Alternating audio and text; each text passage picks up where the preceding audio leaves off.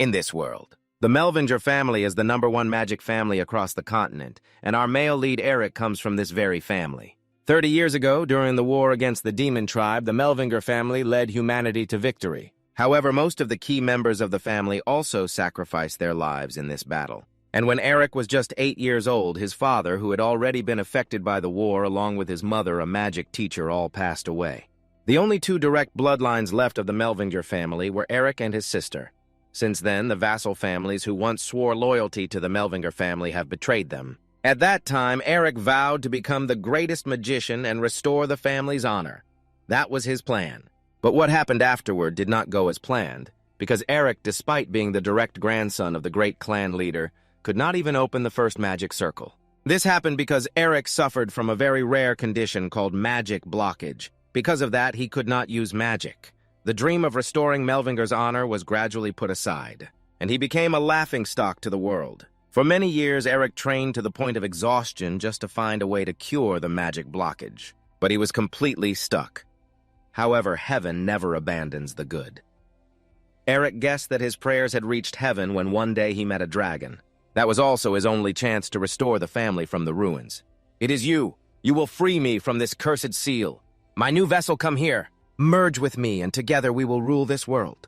You human boy." Those were the words the black dragon said to Eric at that time. Then, the black power gradually invaded his body. At first, the feeling was very uncomfortable, and if Eric had known it was a test from the demon lord, he would never have sought that dragon. However, as the only surviving son of the Melvinger family, how could Eric allow himself to be devoured by this? On the opposite side, that bastard also sensed what was happening. He did not know where the mysterious power on Eric came from, but he could not deny it was very strong. Then, when Eric lifted the black energy veil, it stepped out. The Demon King could feel a threat, just like in the Demon War years ago. "I hope this voice will reach our descendants in the future. Later here." According to the agreement, the first Demon King would be swallowed. Eric's voice echoed, but it seemed that voice did not belong to him. Then, with just a snap of his fingers, the game was reversed. Eric went from being devoured to the devourer, and the Demon King, who was very pleased to have found a vessel, now became weak and pitiful, only able to scream helplessly as Eric's power swallowed him. After that snap, the sky was calm and the sea was still. Then on Eric's arm appeared a dark blue tattoo of a dragon. However, it seemed Eric was not really clear about the situation he was experiencing. The evidence was that he didn't even know where he was or what he was doing. Then, in a daze, Eric suddenly saw a figure. Although the face was unclear, he felt very familiar with that person. Then, the voice of a seemingly extraordinary man echoed, "We are the first scholars pursuing the pinnacle of magic." This voice made Eric even more confused, because he felt like he had heard it before. Yet, in his confused mind, he could not figure out who the owner of that voice was. However, some have fought for greater power. This person continued, "They brought misfortune to the world because they were corrupted by demons. We have decided to fix this. And to atone for our past, we have created an opportunity in this world. An opportunity to purge demons to the root." When that voice sounded, Eric seemed to see a giant demon, or rather the demon lord. The things slowly passing before his eyes seemed to reenact the demon war many years ago. And the owner of the mysterious voice also firmly stated that destroying all demons was their mission. However, demons will never completely disappear. They will always reappear. He also added, "You must continuously destroy them again and again. Until then, the council cannot be disbanded." That fierce battle was happening right before Eric's eyes. Although the entities appearing before him did not touch him nor injure him, it was still too realistic. So realistic that Eric was unaware he was just lost in fragments of memories. And when he saw an imminent threat approaching the mysterious voice's owner, he did not hesitate to rush forward. "Watch out!" Eric shouted loudly, simultaneously reaching out to grab the mysterious man's hand. But he only grabbed a patch of air before the illusion disappeared. The Demon King was gone. The man with the mysterious voice was gone. Eric had returned to reality. It could be said it was just a dream. Now, Eric was lying on a soft bed in a room filled with sunlight very suitable for recuperation. Beside the bed, someone was sitting there facing away. "But that familiar red hair, if not Shin, then who else would be here?" Eric called out. The other party responded bitterly, "Are you crying?" "Me crying," Shin stubbornly replied, but his shoulders trembled violently. His voice also shook, making Eric wave his hand as if to say he was crying too. Shin silently cursed Eric. Why did you wake up at this moment?" Making him embarrassed and stammering, "It's okay, you can cry. I remember you cried when we were still in the cave." Eric originally wanted to comfort him, but unexpectedly poked Shin's weak spot even more, until he half turned his face eyes as if wanting to kill Eric. Only then did Eric quietly say, sorry, big brother." The intimidation act was done. Shin then told Eric to get up and get off the bed. Eric had thought Shin was going to beat him up, but Shin only wanted to confirm a suspicion.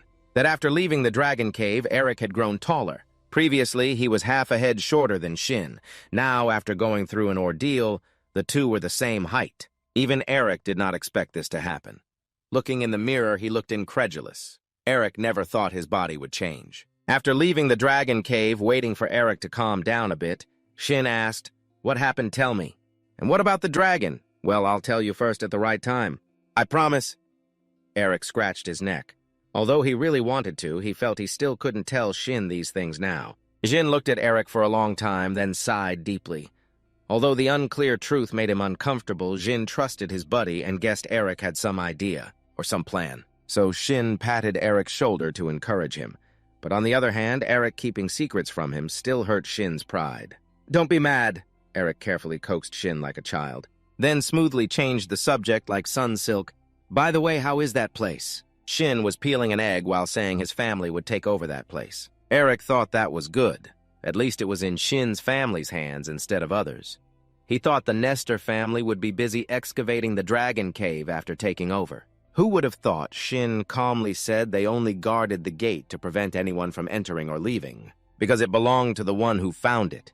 They couldn't let anyone do whatever they wanted recklessly. Shin added a very trustworthy tone. "What he said is true. According to the law, the Dragon Cave belongs to the finder, but usually big academies can take advantage by requesting excavation permission. Of course, after this Dragon Cave was discovered, the Magic Tower and the Academy would go crazy, trying to get involved there." Eric understood this very well, so he was even more grateful to his close friend.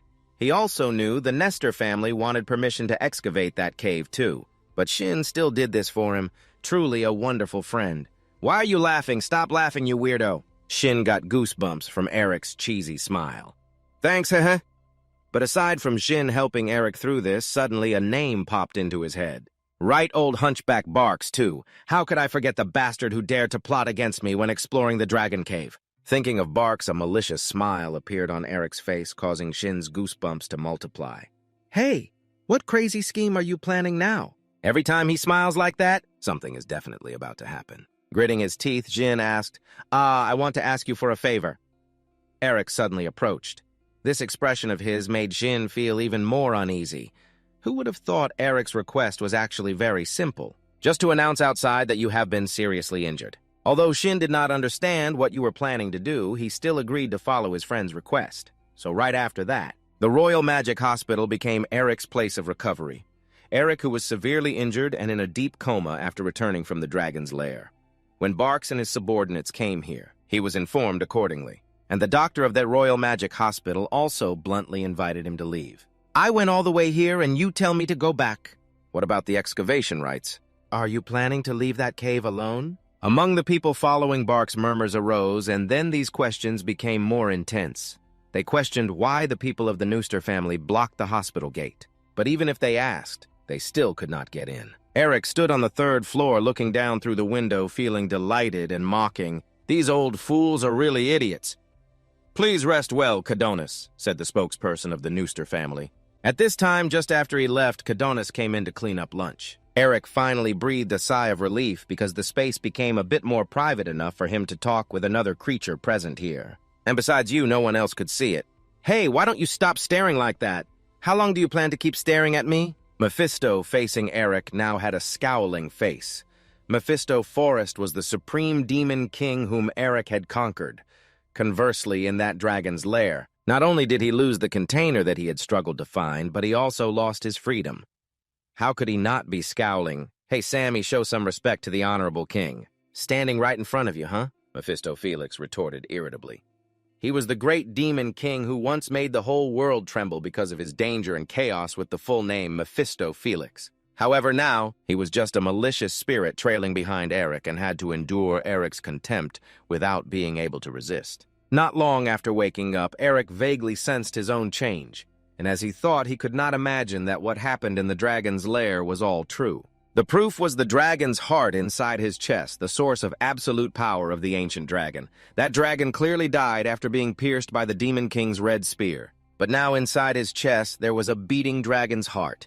Eric was not sure if it belonged to that dragon, because he still felt something different, and his vague memory only reached the part where the Demon King tried to seize his body. That was why Eric wanted to extract information from this Mephisto forest. In ancient times, when gods ruled the world, there was one called the Demon God, symbolizing darkness, and he had 4 attendants. They were respectively Phoenix the Destroyer, Insanai the Mad Fort Noxer the Debauched, and finally Astorigali Peccatum, the origin of sin. And this last name was also the origin of the Demon King. The Demon King, the supreme and most powerful Demon King in legends. I told you not to call me Mephisto. My name was given by the great demon god. Mephisto Felix went mad, but clearly his anger had no effect to scare Eric. After all, this name now was just a noisy evil spirit without any threat. Do Demon Kings usually behave so foolishly? I have told you many times, but you still don't understand. Are you hard of hearing because of old age? Eric yawned and replied, then climbed back into bed. Mephistopheles was so angry he trembled. 1,000 years already. He had waited a full 1,000 years, yet not only could he not resurrect, but a mortal had also stolen all his mana. He once made the whole world bow down. Beneath his feet, that was also the reason for Mephistopheles' existence. Then he met a powerful enemy, the Dragon King Senna, who blocked his path of conquest. And in the final battle, both were buried together. Thus 1,000 years passed. Mephisto Felix waited and waited, finally meeting Eric the Container, qualified to release him from this seal. During the exploration of the dragon's lair, he excellently passed all the tests he set. What? Eric still thought that it was the dragon's tests. And then when Mephisto Forest almost succeeded, he had taken control of his body and soul. As everyone saw, a huge power inside him suddenly erupted, and all of Mephisto Forest's plans were ruined. Now he was left with only a fragment of demon energy. Even his incarnation was weak and pitiful. Nevertheless, Mephisto Felix was still very curious. He still couldn't figure out what the huge power Eric possessed really was. It must be a terrifying power that could consume even him. Most importantly, Eric now had absolutely no respect for a legendary demon king like him. This made Mephisto's life even harder. Felix because he valued his pride more than his life. Although this demon king kept nagging in his ear, Eric completely ignored it. At this moment, he was still thinking about the mysterious voice he heard before waking up. This person said that he hoped the message would reach his descendants in the future someday. After regaining consciousness, Eric seemed to guess that the voice belonged to his grandfather here. Following the first Demon King's pact, he would be swallowed. This phrase suddenly appeared in Eric's mind, making him startle and sit up. That's right. So it means he absorbed the Demon King's power. Then the Melvinger family's heirloom pendant is a tool to devour the Demon King. Or, in other words, it is a tool to swallow demons. If so, it could devour other demons besides Mephisto Felix if it already has the first demon. Then there will be a second, a third, and many more. Thinking of this, Eric couldn't help but turn to look at Mephisto Forest and then smile wickedly. If his guess was true, then demons would soon become his mana Mephisto Forest. Although he couldn't guess what Eric was thinking, just seeing this smile made him shiver down his spine. So right after that, Eric sneaked out. Mephisto Felix kept asking why he came here, but Eric had no intention of answering this noisy, evil spirit. Before figuring out how to use the power of this pendant, he needed to verify a few things. So Eric sat cross-legged and began circulating mana in his body. It was amazing. Even with his eyes closed, he could clearly feel what was happening around him. For example, a ladybug flapping its wings or the feeling of a gentle breeze passing by. Eric could see and feel everything. To check if his suspicion was correct, Eric instinctively reached out and used burning magic. A blazing fire erupted in front of him.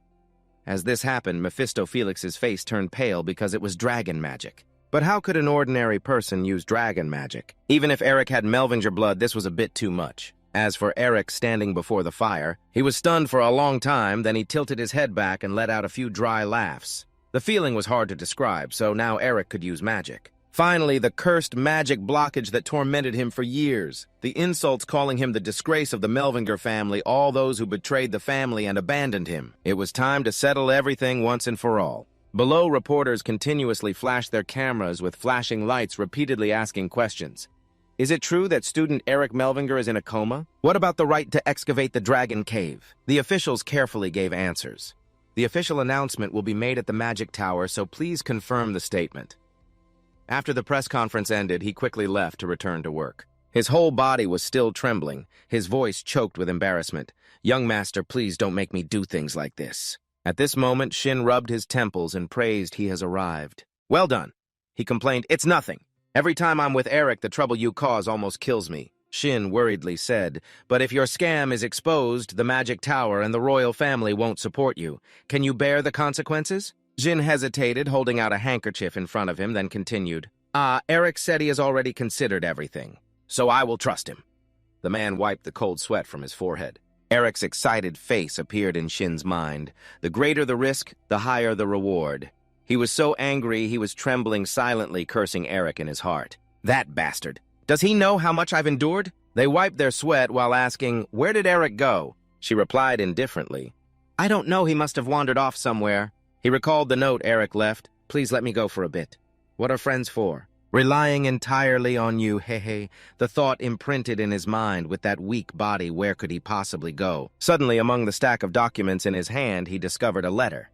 They slowly stepped in front of young Master Shin. He stammered anxiously, "Something's wrong." At the same time, a figure appeared at the door. Shin's voice rang out, "What's going on?" Their eyes fixed on the blazing red seal on the letter. He hesitated, unwilling to say it. The door burst open with a powerful kick. She angrily shouted, "Your brother, what kind of conspiracy are you plotting without telling me?" His face was full of horror. "Sister, why are you here?" The woman spoke coldly. "Why are you surprised?" Standing before them was the firebird witch Taza Neristor.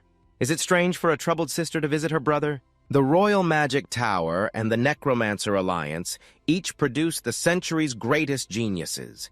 In the same generation, they were the 3 stars leading the empire called the New 3 Stars.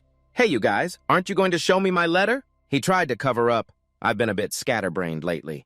Shin's sister, the youngest in history to earn the title of Grand Mage, was one of those 3. He frowned, his voice slightly annoyed. "So why did you come here, sister?" She calmly replied, "I heard your friend is ill, and since I also have a magic certificate, I couldn't just stand by." "Eric isn't in the room. Is the kid somewhere else?" Anxiety rose in Shin's heart. "He's gone. If she enters the sick room, my feet will turn cold." He secretly planned to chase her away quickly, before she finds out. Shin lied. "Eric is currently not available to meet others." Taza looked at him with cold eyes. "Is that so?" Shin trembled. "So please don't bother the doctor and go back." She suddenly grabbed her brother's hand. Taza was annoyed. "Are you ordering me around?" She asked, "Shall we continue our conversation?" "What happened with the right to excavate the Dragon's Cave?" Shin was stunned, thinking, "Dragon's Cave, I forgot this witch is a dragon fanatic."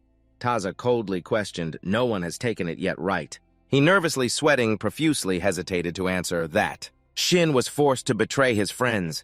The decision was Eric's. She frowned, her threatening gaze fixed on the person before her. Magic flared fiercely, lighting up the whole room. Taza said coldly, "Then there's no other way." She tightly gripped his trembling arm, then gently released it, leaving Shin stunned. She waved her hand and left. "Contact me when your friend wakes up." Taza continued, "If you don't contact me first, be ready to get beaten, little brother." The image of his sister tormenting him suddenly flooded Shin's mind, making him silently plead, "Hurry up, Eric." Eric's weak call startled Shin. At this moment, the young master looked utterly miserable. "Has she left yet?" he shouted anxiously. In the town area, news spread quickly. The heir of the noble magical family was unconscious. Eric stood in front of a newsstand. A cloaked figure concealed their identity. The sound of a knife echoed down the street. "Here's the news who will get the right to excavate the Dragon's Cave," he praised. "Shin is handling everything well for me." At that moment, a figure in the newspaper caught Eric's attention. "Wow, who is this?" His eyes fixed on the newspaper in the director's hand. "Our director looks pretty photogenic, huh?" Eric muttered. "Better laugh while you can, director." Scene shifts to the academy. Seeing the information on the newspaper, River flattered and congratulated the principal. He bowed humbly. "Now you can do what you want," interrupting. "Don't be so hasty." The old man cleared his throat. "The election hasn't even started yet." Raven grumbled, "I was too impatient." "I can't understand the feeling of wanting to protect the future of the academy and its students, Sir Principal." Flattering words poured in sweetly, making the madman laugh delightedly. "Honestly, I told you I'm not principal yet." Then the old man inquired about the situation here. "How is the condition of the student Eric Kia?" He immediately replied, "I heard that he has to barely survive every day." Although his face could not hide a look of satisfaction, Dean still pretended to exclaim, "Oh my God." "What bad luck?" Raven immediately suggested. "But if he wakes up, it will be a big problem. We should hire some assassins too." The old man's face darkened like a stormy night. Magic around him flared fiercely as if about to burst out. Angrily shouting silence, his eyes shone brightly, his gaze sharp as a blade filled with overwhelming aura. He trembled, sweat pouring down like a shower, cutting off every drop of blood. "I apologize." Suddenly, the magic vanished as if it never existed. Speaking in a low voice, "There will be a vacant professor position after the election." His words were full of hidden meaning. "I wonder who will take that position, Reynolds. How do you manage people?" Dean continued speaking. "I am just the dean. I don't know what is happening outside the academy." He seemed to understand and quietly exclaimed, "Ah!" Then Reynolds bowed deeply as a sign of gratitude. "I will not disappoint you." The old man silently took a sip of tea. Behind that calm appearance was a deep gaze full of scheming. At the same time, the entire town had sunk into darkness, only rays of light from the window panes filtering outside, creating a gentle yet vivid night scene. In a dark alley, a figure cloaked in black silently hid in the shadows. That person quietly removed the cloak's hood. Eric's face gradually appeared under the dim light. He looked up at the building in front of him. "Well, let's get started."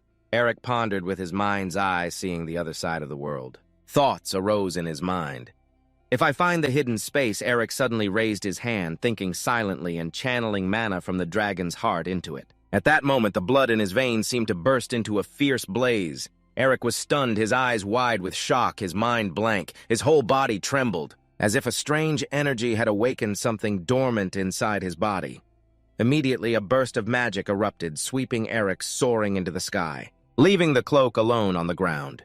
It shone brightly, dazzling the eyes, waves of energy surging violently with no sign of stopping. Then a thunderous explosion shook the entire ground. The aftershock spread wildly like a tsunami. Excitement spread throughout his body. He could hardly believe he could use magic without complicated incantations. Eric breathed a sigh of relief. The first step was okay. Under the full moonlight illuminating the path ahead, he walked leisurely, thinking to himself, "I am finally at the starting line." A bright smile blossomed on Eric's face as if all worries had vanished. At that moment, Mephi appeared, his voice mocking. "How pathetic, you can only use magic of that level, even when possessing my power. Just a simple jump. Are you using a trick?" These words felt like salt in his heart. He was right. I need to be faster, stronger. Seeing Eric silent, he angrily pointed and shouted, "You bastard! How dare you ignore me when I'm talking? In my time, humans, demons, and dragons all shrank back when they saw me. Whenever I spoke," Eric pondered, "there is something called consciousness, the imprint in the dragon's true magic." He slowly raised his left hand forward. Mana-gathered thoughts began to be guided and shaped. Eric's right hand also quickly accumulated magic, then spoke aloud. After that, both hands quickly formed seals to activate the magic. Mephi tensed, watching every movement. A feeling of unease crept into every breath. At this moment, sensing the opportunity, he shouted and jumped. At that moment, Eric's foot lightly trembled, and in an instant, his whole body was suspended in midair. The scene before him shocked him, shouting, "Impossible!" Eric's shout echoed, followed by a fierce leap. His eyes shone brightly, the flame of magic blazing as Eric flew relentlessly through layers of air. He involuntarily glanced down, startled, exclaiming, "Huh!" Then Eric began to fall freely, panicking and shouting too high. His heart was filled with wonderful excitement. Simple but extremely effective. Then Eric activated magic in an instant, rushing forward. Once again, Mephi closed in right behind him, his heart in turmoil. He frowned, a thought etched in his mind. A mere kid who just learned magic. Already using consciousness, imprint, and dual magic. Mephi recalled the eternal enemy of the demon world, the Merbinger family. He thought silently, even the strongest Merbingers might not compare to this guy. Mephi stared intently at the person in front of him. A thought flashed through his mind.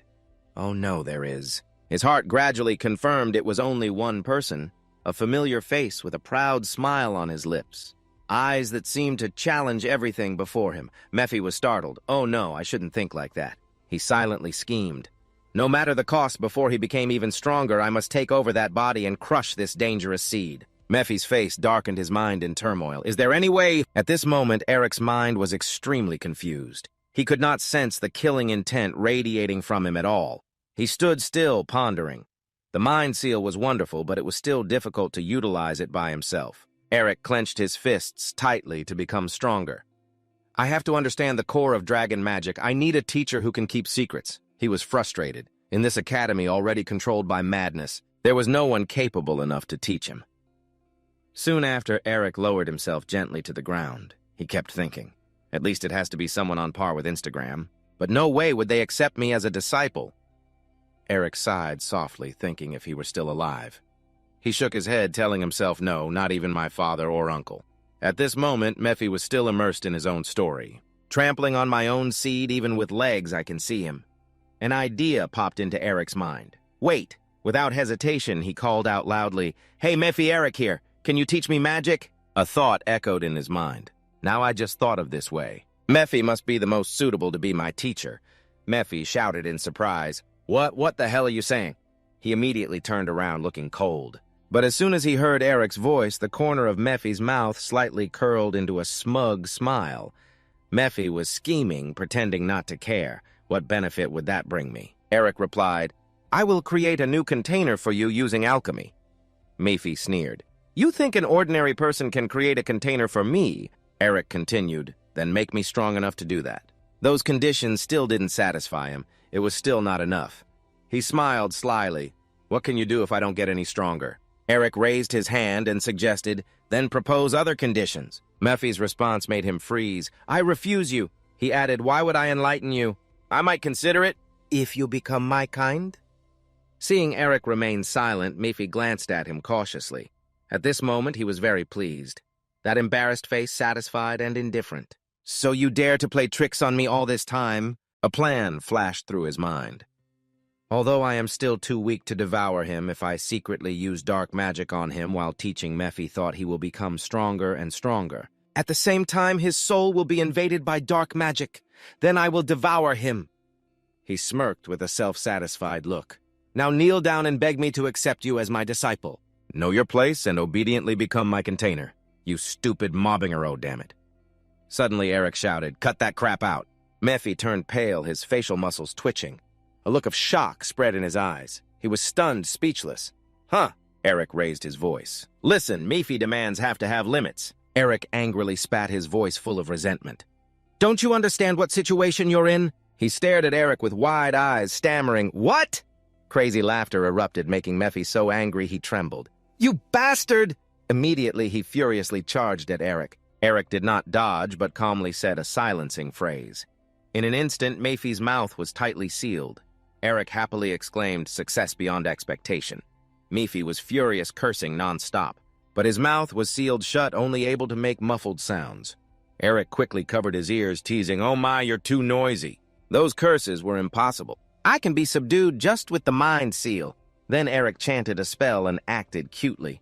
Very quickly, a little Mephi wearing pink bunny ears and puckering lips appeared before him. This transformation left Eric speechless, his blood seeming to drain from his 7 orifices. Finally, unable to bear it, he bent over and vomited. My eyes, oh God! After vomiting, Eric raised his head and looked at Mephi, still maintaining that cute action, blaming himself for asking him to do that disgusting thing. Damn, it feels like I will vomit again if I look anymore. Trying to suppress the disgust churning in his stomach. Disgust roiling inside, he handed him a notebook. Calm down. I don't want to see what happened earlier again, okay? If you change your mind, write down all the explanations about mind magic and mind seals here. I will undo it for you after reading all the content. Both silenced and affected by the adorable actions, Mephi was indescribably infatuated, screaming inside. Do you think I will compromise with just this much? For me, someone who has endured being sealed for 1,000 years, Eric is obviously not a patient person. He stretched and muttered, So should I use this time to practice now? At night, Eric continued practicing with a fireball in hand, ignoring Mephi being forced to act adorably. With a scream inside, he thought, I will generously forgive you if you admit your mistake. The next day, Mephi was furious, seeing Eric not even glancing at him. He silently thought that Eric should be begging him to teach magic by now. The following day, Eric became more proficient with fire magic. Meanwhile, Mephi began to attract attention. He was confused about what was wrong with him. And the day after the next day, after many days of being ignored and not spoken to, Mephi started thinking, anyway, I will teach him eventually. Should he pretend to compromise? Reason said no, he could not lose. But the body was very honest. Holding a pen, he wrote the basic principles of the consciousness spell. Seeing that he finally compromised, Eric smiled with satisfaction. Mephi was very angry. Did you have to go that far? He was furious inside, his pride rising. I am the Demon King Mephisto Falls. No way will I hand it over to a human. However, his body seemed not to obey him much.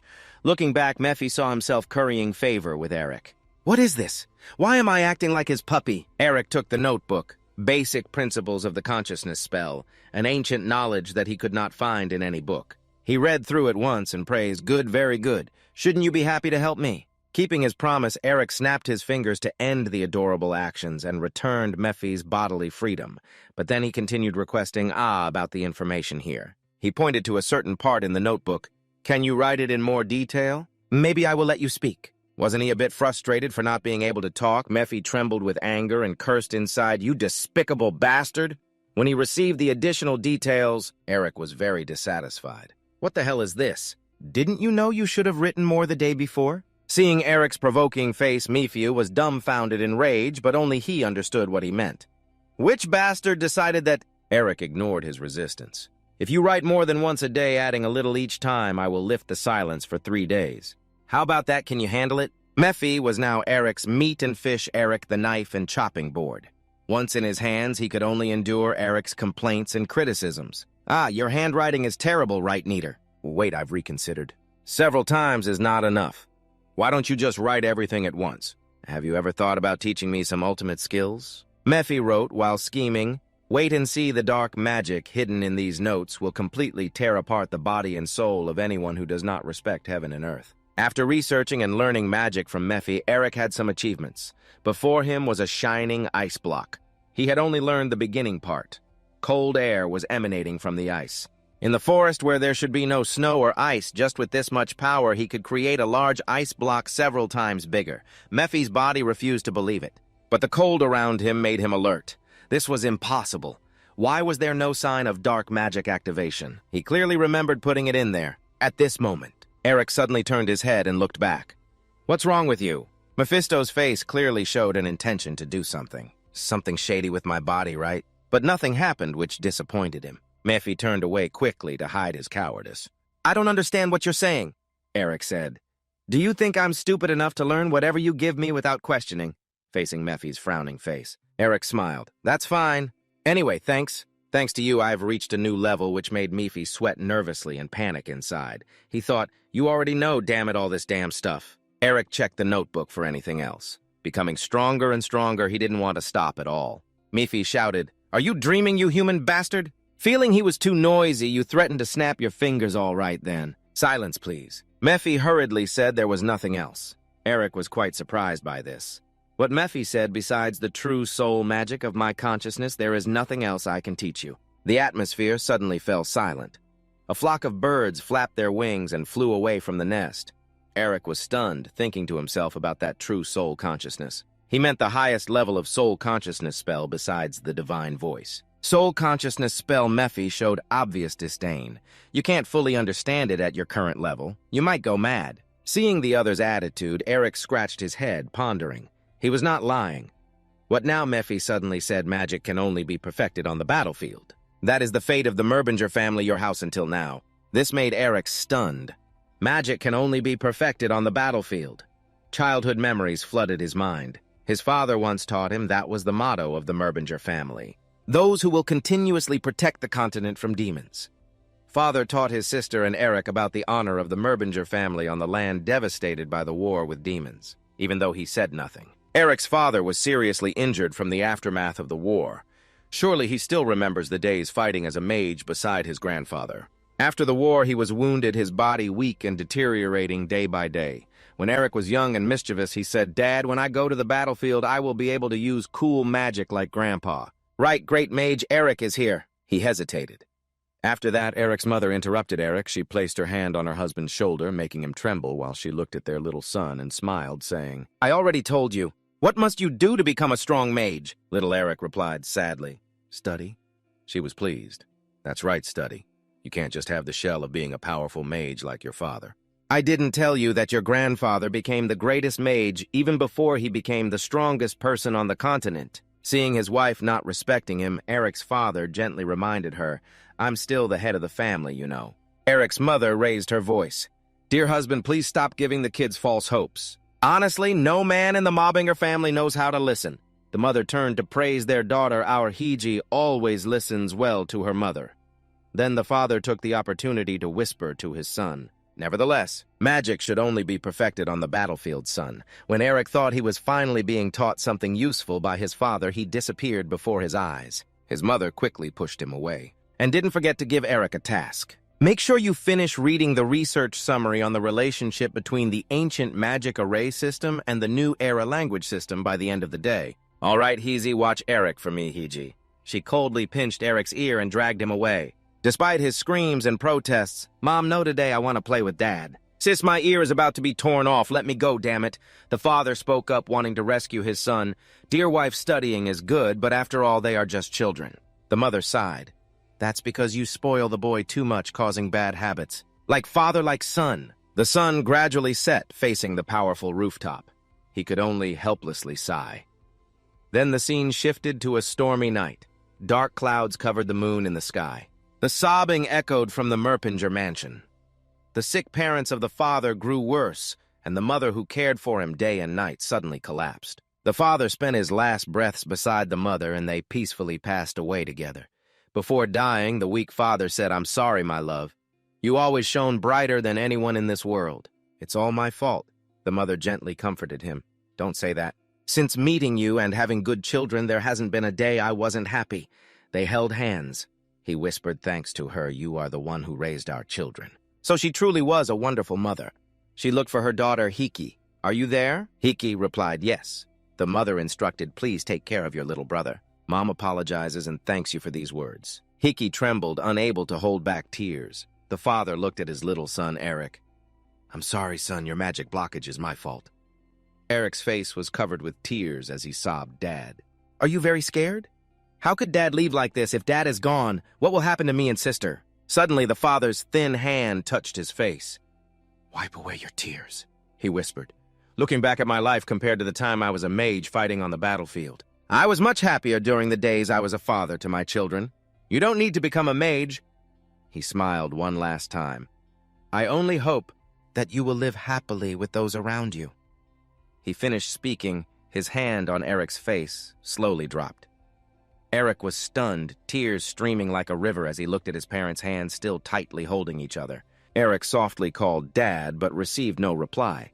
Startled, his tears suddenly stopped, replaced by a heart-wrenching scream of pain. The painful flashback ended. Returning to the sunlit primeval forest, Eric silently whispered to his deceased father, "But Dad, you were wrong to say I don't need to become a mage. If I'm not strong enough, I will be abandoned in this reality." He clenched his fists with determination. "That's why I have to become stronger so no one can turn their back on me anymore," he muttered. "Magic can only be perfected on the battlefield." Eric agreed with this. "That's right. What I need most now is real combat experience." He pondered where to go next. The Blood Demon Forest is full of ghost-type monsters. That place is too dangerous. Then the Goblin Cave is already overcrowded. Where else? Suddenly, Eric remembered his father's advice. "Listen, son. There are 7 secret zones of disarmament across the continent where our ancestors once lived." He had found the right place. Yes, that's it. That's the place. Immediately after he called his demon companion, "Let's go, Mephisto." The demon crossed his arms and asked, "Where to?" Eric replied, "I will go to the Snowman territory." His eyes gleamed with a blue hue. The Snowman Highlands. Warm golden sunlight covered the forest. A gentle breeze stirred the branches. At a clear, cool stream hidden among the trees, Eric was bathing deep in thought. "That could be a problem if my identity is revealed. I have to change my appearance." Without hesitation, Eric used magic to splash the stream water high into the air. Tears fell from above, pouring down on his head. When his hair was wet enough, Eric suddenly commanded to cut it. The water poured down, suddenly turning into sharp water blades, cutting off his long, flowing hair. Eric's magical control had become more proficient. The stream water, flexible like the hands of a skilled barber, quickly trimmed his messy hair. In just a moment, his long hair was neatly cut. However, just cutting his hair wasn't enough to hide his identity. He muttered, "Transform." Eric transformed into a charming, tanned young man with neat, stylish brown hair. Only his green irises remained unchanged. Looking at his new appearance, he smiled to himself. Looks okay now. Eric headed to the city at the foot of the snowy mountain. At the guide branch, someone said there was a team preparing to depart. You're in luck. The guide said nowadays no one goes to the Snowman Highlands anymore. It's surprising that suddenly many people want to go there. Our team is over there. Eric looked where the man pointed. The door creaked open. The guide said they've arrived just in time. Leading the group was a lively, cheerful boy. Dressed in thick winter clothes, looks like we have a newcomer. Eric casually looked at the group he was about to join. The group was quite large, including 4 herbalists, 3 demon hunters equipped with weapons, and 5 people hiding their energy. This group was all fully covered, faces concealed. The boy was probably the team leader, always radiating positive energy. Then I'll introduce myself again. Our tribe has a tradition of naming people based on their birthday. My name is Manhwa, meaning Monday morning in the week. You might be wondering what good this does. Today is Monday morning in the week. In common language, that's Tuesday. So as long as you follow closely, you won't be in danger. Because he's a spirit, no one can see Mephisto, but he is affected by those around him. He grumbled. This damn guy talks too much, pretending not to listen. I swear one day I'll tear that mouth off. Eric ignored those complaints. He raised his hand to ask, Yes, Manhwa, right, can I buy a communication crystal? Some herbalists whispered, What for? Our village doesn't have crystals. Someone suggested, You can use something like carrier pigeons or send letters instead. Suddenly, Manhwa spoke up naturally. I remember an extremely funny incident that happened before. It involved pigeons and sending letters. Someone interrupted, saying, Really bad luck, let's go. Manhwa was undeterred. The boy walked and said, What a pity, I will tell you on the way, so let's go. Eric worried inside. She will be upset if you don't contact her soon. Things are getting more complicated. Anyway, you already told Shin he will handle this. On the way into the plateau, Snowman Manhwa told the story of the carrier pigeon, and then the pigeon suddenly dashed into the chimney, but before realizing it, with that information, that chimney must belong to the thief who stole money from the person living next to the lover of the grandmother of the oldest village chief here. On the way, Mephi looked around, feeling this place quite familiar. This is where the snowmen live. Eric curiously asked, Do you know about the snowmen? Have you been here before? He replied arrogantly, Of course they are scum who dare to admire us. Hearing that Eric was startled, our snowmen demons. Mephi shouted indignantly, Don't put me on the same level as that trash. Eric was silent, thinking he originally thought they were just monsters, but they are connected to the demon realm. Amazing Mephi walked ahead without looking back. However, their former king was truly useful. He must have received the blessing of the demon lord. Although his fate was not so lucky, Eric had many questions in his mind. Did the snowmen have a ruler in the past? You slid and heard Mephi say his tomb might still be around here. Hearing that, you asked a tomb, Do you know where it is? He shook his head.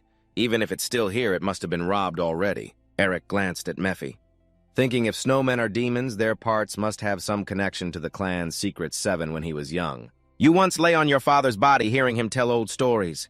Secret 7 is the sanctuary of the ancestors built to protect the clan's heritage, Eric. Later, when you grow up and become clan chief, come to the first snowman plateau. Confirm the entire clan heritage there, and pay respect to the ancestors. Holding the pendant in his hand, Eric pondered. He wondered what the clan heritage could be, not sure. You can learn more about this magical pendant, if you go there or not. Ahead, Manhwa was still talking non-stop. I wonder where the boy gets so much energy to talk all day like that. If you go according to legend, passed down from generation to generation in the tribe, the first snowman appeared abandoned by her husband and left here on this plateau. The woman died after revenge. She met Yukiona, who suddenly appeared, and that's how the story began. Manhwa's childish voice nagging in the ear made Mephi feel furious. He covered his ears and questioned Eric, Can't you use magic to shut that guy up, look? My ears are bleeding now. Eric didn't care. She endured it. What kind of ghost bleeds? He paid attention and stayed alert around. Talking about the snowman, that guy kept mentioning why haven't they appeared yet just then ahead. Manhwa turned to look at everyone. The lively boy announced, Okay, everyone, the path from here will be quite difficult. Before continuing, we should eat something. So the group stopped to rest and light a campfire. The group sat separately. Eric sat alone. Someone stood up and stepped toward the 3 demon hunters. Eric suddenly heard him ask the demon hunters, Can we have some fire, please? Because this person was in the group hiding his identity, you couldn't help but squint to examine the mana energy emitted from him was quite strong. Eric silently judged him as strong as a noble knight. That person asked for fire, then returned to the group. Thanks to the new fire, the fire near them gradually flared, spreading warm heat. Eric rated a fan. They don't seem to be targeting you. Are they carrying out some secret mission? Eric noticed a person with a blue hood. The most prominent and different in the group is that person the leader. He didn't look like it.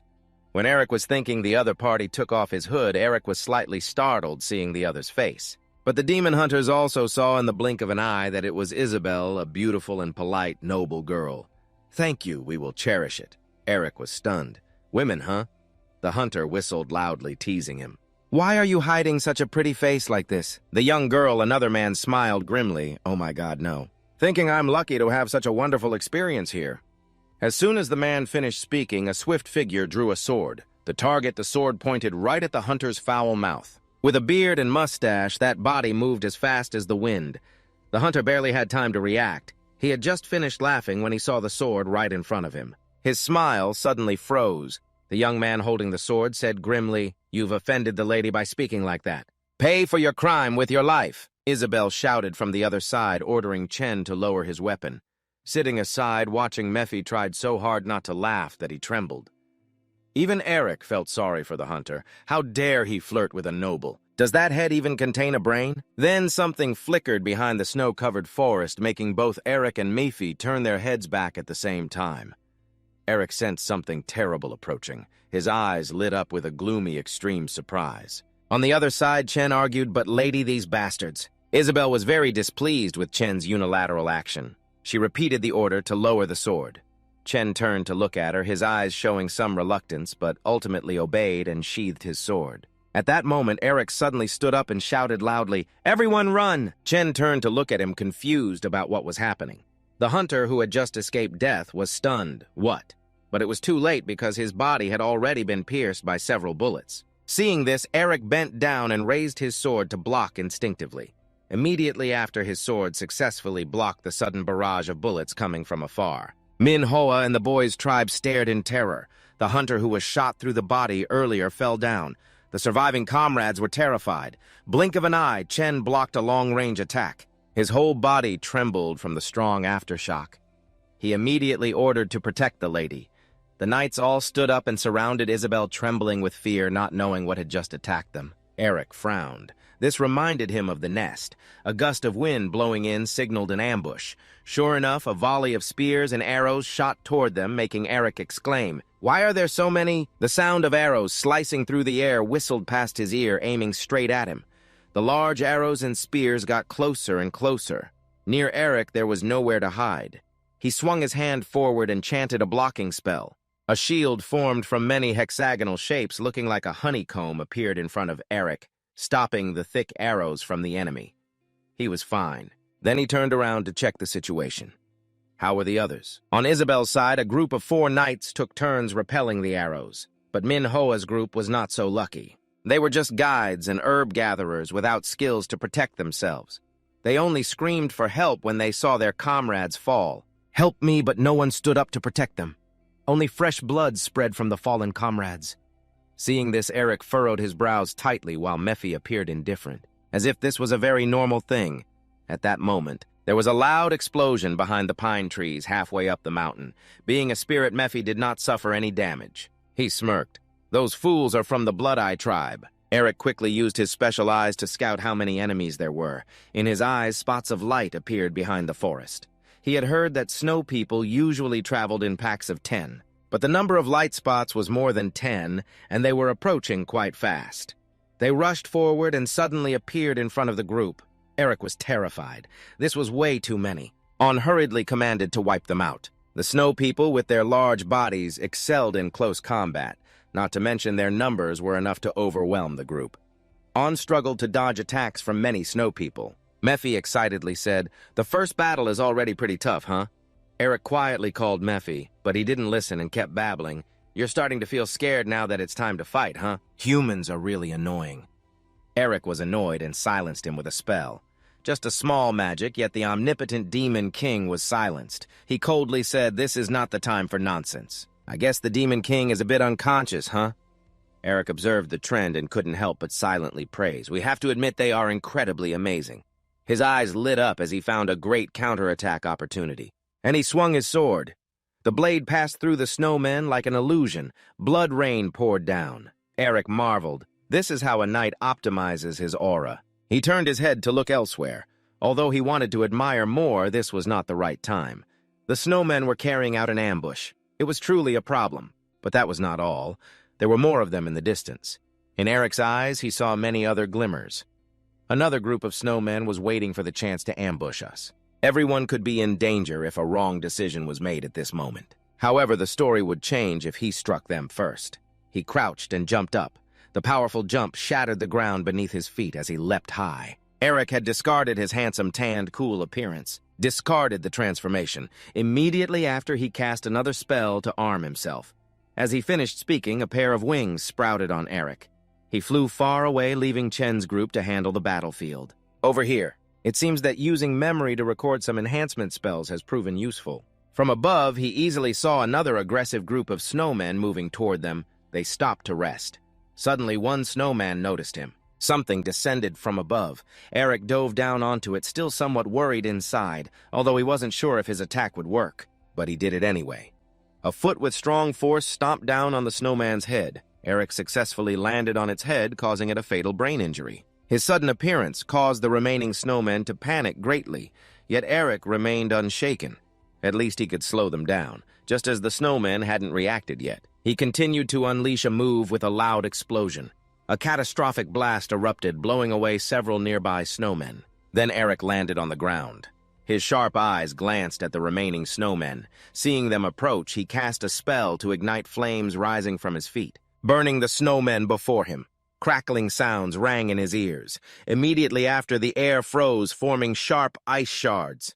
They kept multiplying as if they had life. Finally, those ice shards transformed into sharp ice swords descending from the sky. Following Eric's command, the surviving snowmen, unable to react, had to face his attack again. Eric struck down, controlling the piercing ice swords. A dull collision sound echoed as countless ice swords flew into the snowmen. Eric danced like a ghost. Wherever he jumped, an unlucky snowman fell. The sharp ice swords pierced through the snowmen's bodies, leaving them dismembered. When Eric's feet touched the ground again, only 2 snowmen remained. Trembling like crazy, he exhaled. Only 2 left, huh? Seeing them inching backward, Eric turned his head and glared. Where do you think you're running? He smiled slyly and slightly twitched 2 fingers to bind them. After defeating countless snowmen, Eric knelt on the snow, panting. I'm pretty good, huh? He tied up one snowman to question it while he had the chance. Let's talk. He turned to call the demon, come here, Mephi. Eric had forgotten he had just silenced him. Mephi was very angry and could only mumble, showing he was still nearby. Eric smiled and snapped his fingers to lift the silence spell. Still here, so let's talk a bit. Once free to speak, Mephi started cursing. You bastard! Before he could finish, Eric warned him to shut up. Mephi wanted to continue cursing, but swallowed his anger. Eric calmly ordered, no time, so translate for me quickly. Mephi looked confused. What are you saying? Eric pointed at the tied snowman. Tell me where your tribe is and I'll spare you. So Mephi communicated with the snowman. Then he told it to ask to be untied. Eric laughed and replied, sure, I trust him. Mephi seriously looked at him, advising that in this situation, negotiation through dialogue was better than threats. Eric snapped his fingers and laughed, untying the snowman. There, I'm letting him go. Now tell us. Next, Mephi continued the conversation in the snowmen's language. The 2 whispered for a long time as if plotting something. Then both turned to look at Eric with unfriendly eyes. Say Nora Mephi has bad intentions. He translated his words. We have a one-sided conversation as follows. Now we will pretend to cooperate with this bastard. Eric felt something was wrong, so he called out, Sir!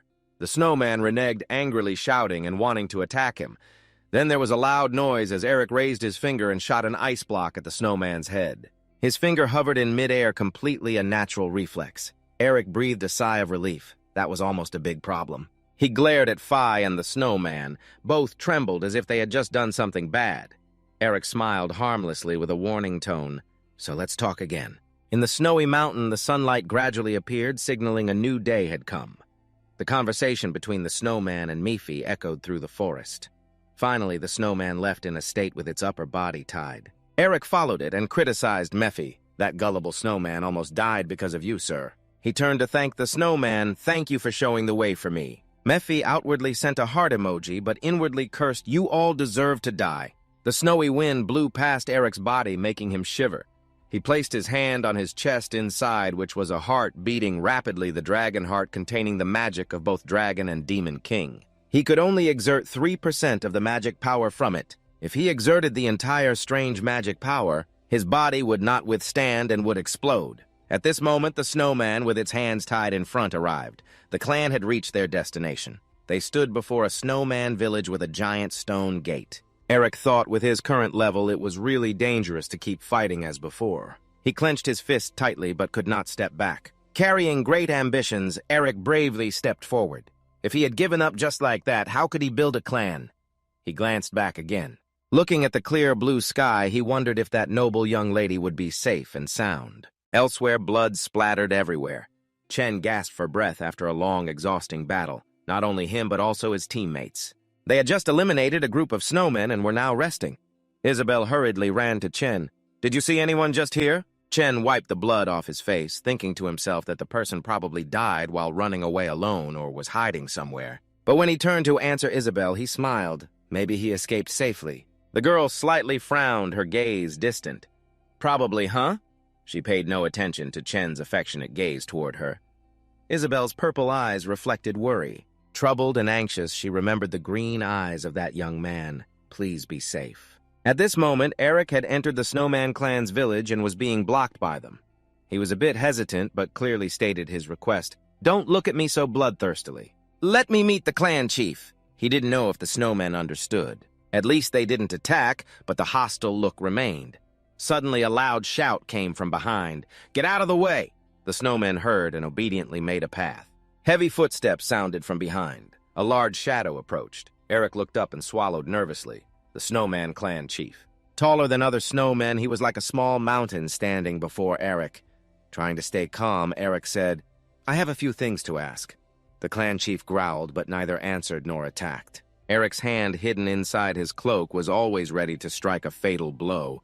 It would be better if he didn't have to go this far, but if talking failed, then this was the fastest way to defeat this clan chief. In the tense moment, he heard the clan chief speak. His green eyes looked at Eric and asked, "What is your name?"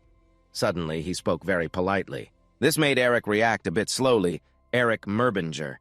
The Snowman clan chief looked quite fierce with scars all over his body. After hearing Eric's name, he was silent for a moment, then said, "Follow me."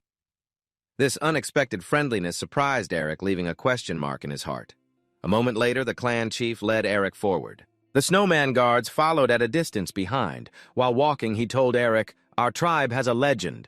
Eric was curious, what legend? He said that long ago a great king ruled this mountain. This made Eric's human side suddenly shrink in astonishment.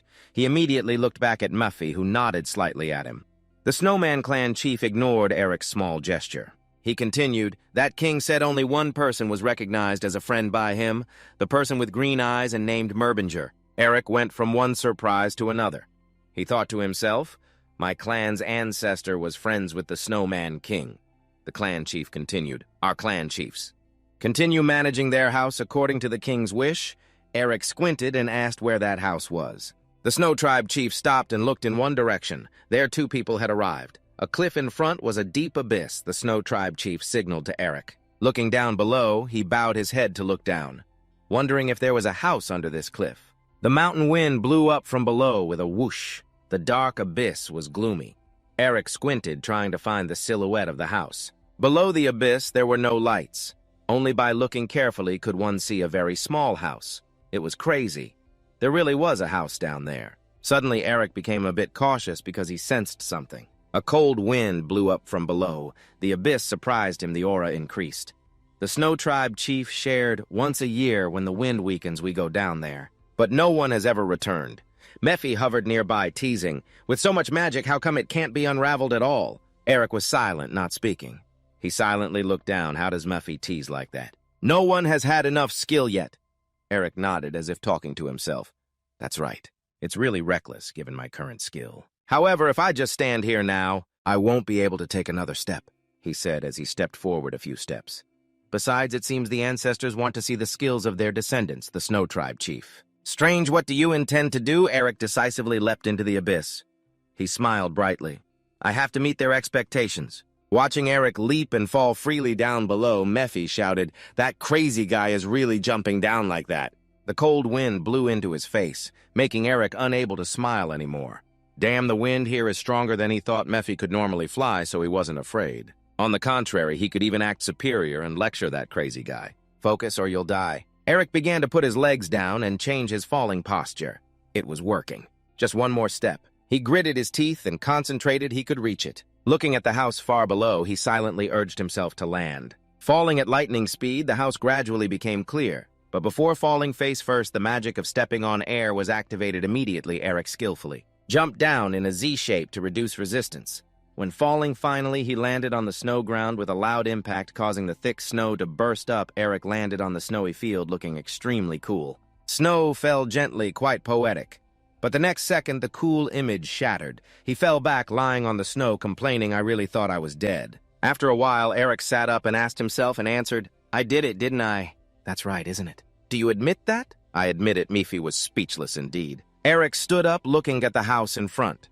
Although it looked very ordinary, it looked like a thatched hut. He stepped forward, reaching to open the door to enter. However, a magic circle appeared, preventing anyone from invading this house. Eric was surprised. It seemed to be locked by ancient magic. He suggested you try inputting mana and chanting, Mephi thought, then gave a suggestion. Merging, Eric used his hand to channel mana and recited countless spells. Demon Path, famous sect, Demon King, Demon Hunter tribe, entrusted squirrel, eating cake, story bird, DJI dinosaur. After many failed attempts, he started to think mana was not right, something similar to a key. Suddenly, a thought flashed through Eric's mind. Could it be? He took the 4-petal flower pendant, nervously brought it close to the door. The pendant was brought near the magic circle. The barrier began to spin. Light flashed on the pendant, almost absorbing the protective barrier of the house. The door creaked open. Eric exclaimed, "It really fooled me." Stepping inside the house looked small, but was not small. He was almost overwhelmed by the treasure trove of books left by the ancestors. He walked around, selecting a few books to read. But just seeing the book titles, Eric's eyes widened. He excitedly ran around the library under Mephi's annoyed gaze. Basic Principles of Magical Theory. There were also magic of elves and beasts. There was even dark magic. All kinds of books were here. Mephi looked around and evaluated a bit. It seemed this was the residence of a great master. Hearing that, Eric stuck his head out to ask who the great master was. Mephi felt a bit speechless at his ignorance, but he didn't know Eric was thinking silently. That person and the king of the Snow tribe knew our ancestors, and it seemed there was a hidden story behind that. Suddenly, Eric's eyes collided with a book. This book! He took it out and looked at the cover titled History of Merbinger. Curious, he opened the book and read, "Our family's mission is to destroy demons." An image flashed briefly in his mind. This is exactly like the content Eric had seen in his dream.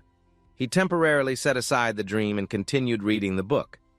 But some parts of the book were blackened and a bit hard to read. What is this? This part is definitely conditional. The mission assigned by heaven to the family can be accomplished. When Eric read this information, the letters from the book began to flow out, swallowing demons and then swallowing devils.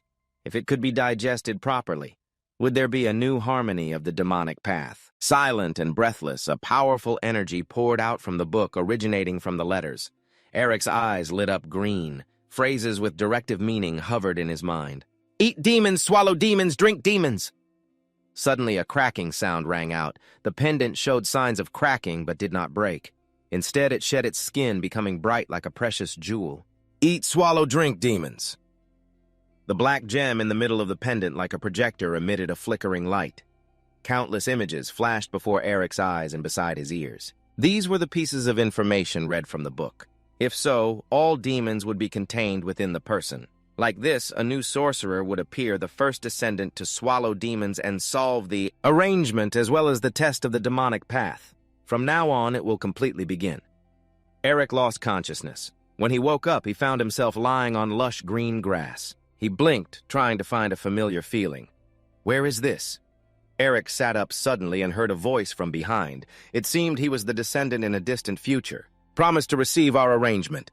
A man clasped his hands behind Eric. The wind blew through his blonde hair. Eric turned his head to look back. The man smiled slightly, wearing golden glasses. Along with a beard, Eric did not dare act rashly and cautiously asked, "Who are you?" The other placed his hand on his chest and introduced himself, Otto von Merbinger. He seriously said he was the guide and tester of the descendants. The guide is me, Otto. Han Merbinger was the one who established the demonic magic system of the Merbinger family hundreds of years ago. Over many generations, only a few ancestors could become the family's renowned masters. And he was the ancestor who became the renowned master. Otto smiled kindly. It seems you know me. Eric hesitated and asked, could it be that the ancestor is the Great Eastern Master? Otto was slightly surprised. This matter? None of my descendants know this alias. Where did you hear that? Eric looked aside but saw no sign of Mephi. Still, he honestly replied, that was what Demon King Mephisto said. Where is that name now? Otto was surprised. Mephisto is the Demon King of Original Sin. Eric nodded. Ah, yes, just a foolish demon. Otto laughed heartily and patted Eric's shoulder. The first demon you swallowed was Mephisto Flash, huh? He was very pleased. The talented descendant has truly arrived. Should I increase the difficulty of the challenge? At the same time, Mephisto Felix was still in the library. He scratched his ear irritably and cursed, Who dares insult the king? It's packed tight with limbs. Back to Eric, he politely raised his hand and asked, What is this arrangement? You said you would guide me. Otto rubbed his head. You're curious about many things, aren't you? He smiled kindly. You can freely take notes. The rest can be left for later. Why rush to know complicated matters? Eric shyly nodded. His politeness made Otto even more fond of him. Why be so shy? He spread his hand and condensed magic. A white circle resembling a wheel appeared. Otto said, We have prepared something like a magic wheel. He began to use magic and explained. If it starts spinning once, it cannot be stopped. Therefore, I do not casually give it to anyone. No matter how long it takes, I must thoroughly test the descendant, he said. Because you have passed my test, from now on the choice is yours. Otto raised the magic wheel before Eric and gave him two options. Stop the magic wheel or let it spin. After speaking, the magic wheel was handed to Eric. In his astonishment, he did not know what the family's arrangement was. If he took the wrong path, his life might disappear. Eric clenched his hand, crushing the magic wheel. So this was the last chance to escape Otto. Thought he would choose to stop it. Otto was a bit sad, but still polite. All right, I will respect your choice. Unexpectedly, Eric said he would build the sect. These words made Otto slightly stunned when he heard him say he would continue the wishes of the ancestors. The great heroes left their names on this land. Like a great mage, Eric recalled the statue honoring the ancestors he once saw. His eyes shone with determination as he spread his hand. In his hand was the magic wheel. That was the dream he had cherished for a long time. He began to spin the wheel, letting it roll freely forward. Loud explosions sounded every time the wheel collided and changed direction. Ansang tied his eyes flickering in front of the two people. Otto saw this scene. He was deeply moved. He slapped Eric's shoulder excitedly and praised, Very good, oh, this boldness. If you are our descendant, you will be able to do it. Eric protested, Ouch, sir. On the green meadow, the wind rustled. Otto spoke in a commanding tone. Then he reached out his hand. The warm green meadow of spring suddenly turned into the cold, snowy mountain of winter. Seeing the cold wind blowing fiercely, Eric suddenly turned to look back. The weather changed 180 degrees. The cold wind made Eric shiver. Where is this? Otto seemed unaffected by the weather. He shared, This is the place to test the first fate arrangement. Two teeth clicked together, breath puffing out smoke. Eric arranged his thoughts. So he would have to take the test here. Eric suddenly felt excited and smiled. If so, compared to now, maybe I will become much stronger. Otto also smiled. You're smiling. For someone about to take a test, this mindset is very good. He pointed far away, then look over there. Eric didn't understand what he was told to look at. Otto guided him further, look deeper. Eric obeyed and looked intently into the distance. Gradually, he saw a shadow lurking in the darkness. It was a horn peeking out in the distant darkness. The figure gradually became clearer. A creature with two sharp horns and white fur stained with blood. Eric wondered, what is that? Otto introduced the Snow Mountain King. He is the first and also the last figure to unite the snow tribes and is the king ruling the snowy mountains. This is a character with ambition to bring the snow people who were driven out by the demon tribe back to the demon tribe once again. But in the end, he was swallowed by his own ambition and left as a fallen demon. Eric turned pale when Otto said, This Snow Mountain King is the second demon you must swallow. He turned his head to look at him, trembling, pointing in that direction. So that means I have to face that? Otto corrected. No, more precisely, you have to swallow it. Are you scared already? Now you will have to swallow the demon and take its root seal. Eric heard the word root seal for the first time. Seal, Otto explained. The primitive and dark emotions like fear, depression, and resentment emitted by creatures are existence created from the ego originating from the forethoughts. The dark thoughts of the self link together to form that. That is the demon tribe. Therefore, each demon has its own dark thoughts, which are their nature, class, and symbol. The heart that stores those dark thoughts is called the seal. The original sin seal of Mephisto Felix can be seen. On Eric's hand appeared the demon's mark. Now he realized this was the Demon King's seal. While Eric was admiring Mephisto's seal on his hand, Otto's voice echoed in his ear. "From now on, you will hunt the demon tribe and seize their root seals." He stepped forward and patted Eric's shoulder. "If you can swallow the demon, all their power will belong to you." These words added motivation to Eric. He looked at the Snow Tribe King in the distance. How strong will he become? If he obtains the power of a formidable monster, then... Eric swallowed nervously. You have to try first to know. He began to use mana and chant spells to fly up. Otto's voice was still reminding him, remember this. Eric continued to activate combat skills and armed himself. Otto reminded him not to defeat. Eric was now flying toward the Snow Tribe King, his fist ready. Otto's voice echoed in his ear, swallow. These words made Eric a bit annoyed. No, but what do you mean by eat and swallow? What does that mean? Deep in the black mist, a shadow moved. The Snow Tribe King croaked. Is this mana power Mephisto gave Mobinger?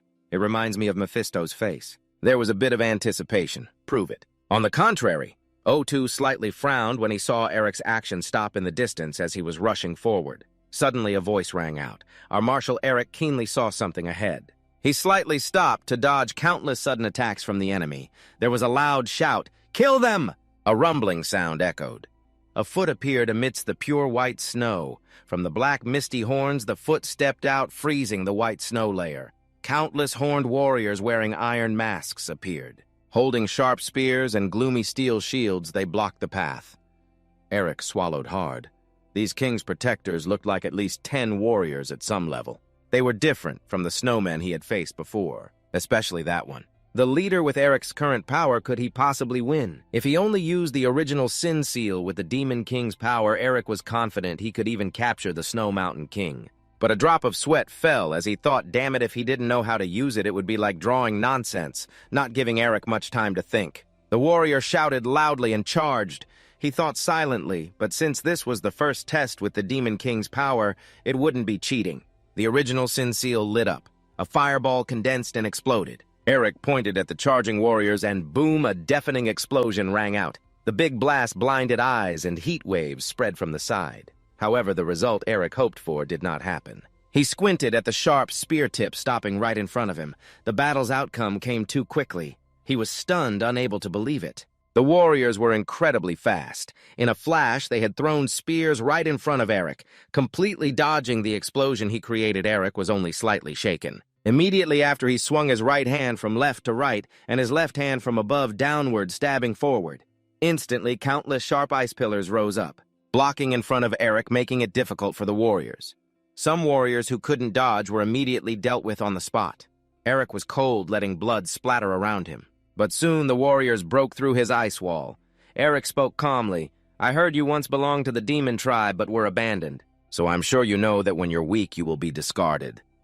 Hearing this, the warriors were furious, grinding their teeth and glaring at the approaching warriors. He told himself he had to be stronger. The warriors were getting closer. If he could be stronger, this kind of challenge... Eric spread his 5 fingers in front of him as if preparing to chant a spell. Filled with determination to overcome the challenge, he would smash it 100 times if needed.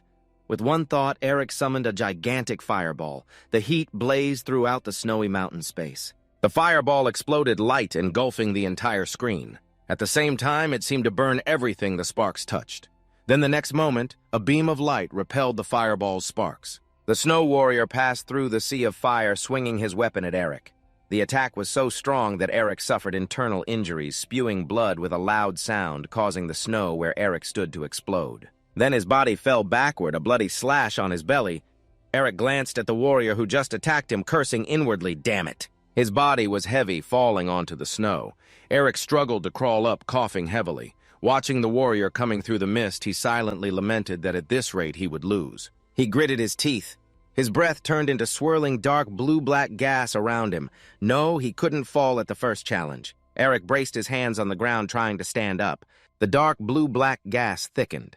Though his body could no longer endure, he tensed up and energy surged out more and more. The snowy area where Eric stood immediately shattered from the energy. Eric did not hesitate to face the strong warrior in front of him. He gritted his teeth silently, promising to draw more energy. The warrior squinted but said nothing, so no one knew what he was thinking. Suddenly, he swung his sword. Eric quickly bent down to dodge, opening his eyes wide and starting to chant a spell from his heart. Like a comet's tail in the dark night, a ray of light streaked by that was Eric moving at the speed of sound. In an instant, he pierced through the warrior's body. With a roar, the warrior's body exploded on the spot. Using too much strength made Eric a bit tired. He panted heavily. Black energy like smoky mist spilled out of his body. Exhausted, Eric collapsed onto the ground. Black bones floated behind him in the sky. He squinted, smiled, and breathed a sigh of relief. Then he sensed a difference. Eric opened his eyes slightly and exclaimed, "Is this real?" You see the black bones like ink stains on a watercolor painting, blaming with one sentence. No matter how you look at it, the first round was already too harsh. The black bones began to gather to one side. Eric felt something was wrong. Damn it, his heart felt like it was about to explode. The soldiers started to take shape again. What should he do? But no soldiers took shape. Only black bones surged forward. Eric, confused, raised his hand to block them. However, what responded to him was a stream of dark blue bones gently landing on his hand. Eric looked down at his right arm in disbelief. This was a seal. The black bones still kept flooding into his body. Eric evaluated the new seal. Although it was fainter than the ancestral seal, it was definitely a new seal created. He wasn't sure what was happening, but the energy of the dragon heart was about to explode. Now it had stabilized. At this moment, the car spoke up, and that was why the demons called their seals by their true names. So if you want to use their power, then you must know their true names. Eric wondered how he could find out. There's no way they would tell you their names. The car didn't share a polite way to ask. It just said, "Don't worry. When the right time comes, you will naturally feel it." And right now, Eric faced a new group of warriors taking shape.